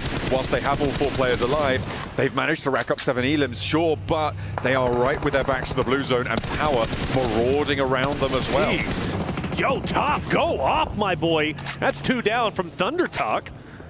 Outputting the damage tremendously. I say 2 down, 1 manages to get out with his life, but just with a sliver of health. Jing down low. I don't know if it's going to happen. Reefus, this might be a nice nade. It's cooked well. It's thrown out. Doc just below, and he'll take off a sliver of health. Not much, but keeps the pressure on Zing. You know he doesn't feel comfortable in this moment. And for APG, on a tear. They're only on 4 eliminations, but at this rate, I don't know where they're going to end up. A little bit more damage sent over to him, but the first aid was already ticking up. He will be healed. This is the regroup coming on through. A nice drop on the smoke there. Let's go for the weapon spot, but the ammo's already low, but they get it. Nonetheless, over the driver as well. Sitting will be taken down, and now Sing continues to be under pressure. However, they can't breach this high ground just yet. With Ida over the way, there's so much going on in this northeast quadrant. APG holding on tight. Mind you, still 4 strong. You mentioned Ida, they're going to be just up ahead, and they look to be progressing forward just a bit more. So for APG, it's imperative that they focus the fights correctly.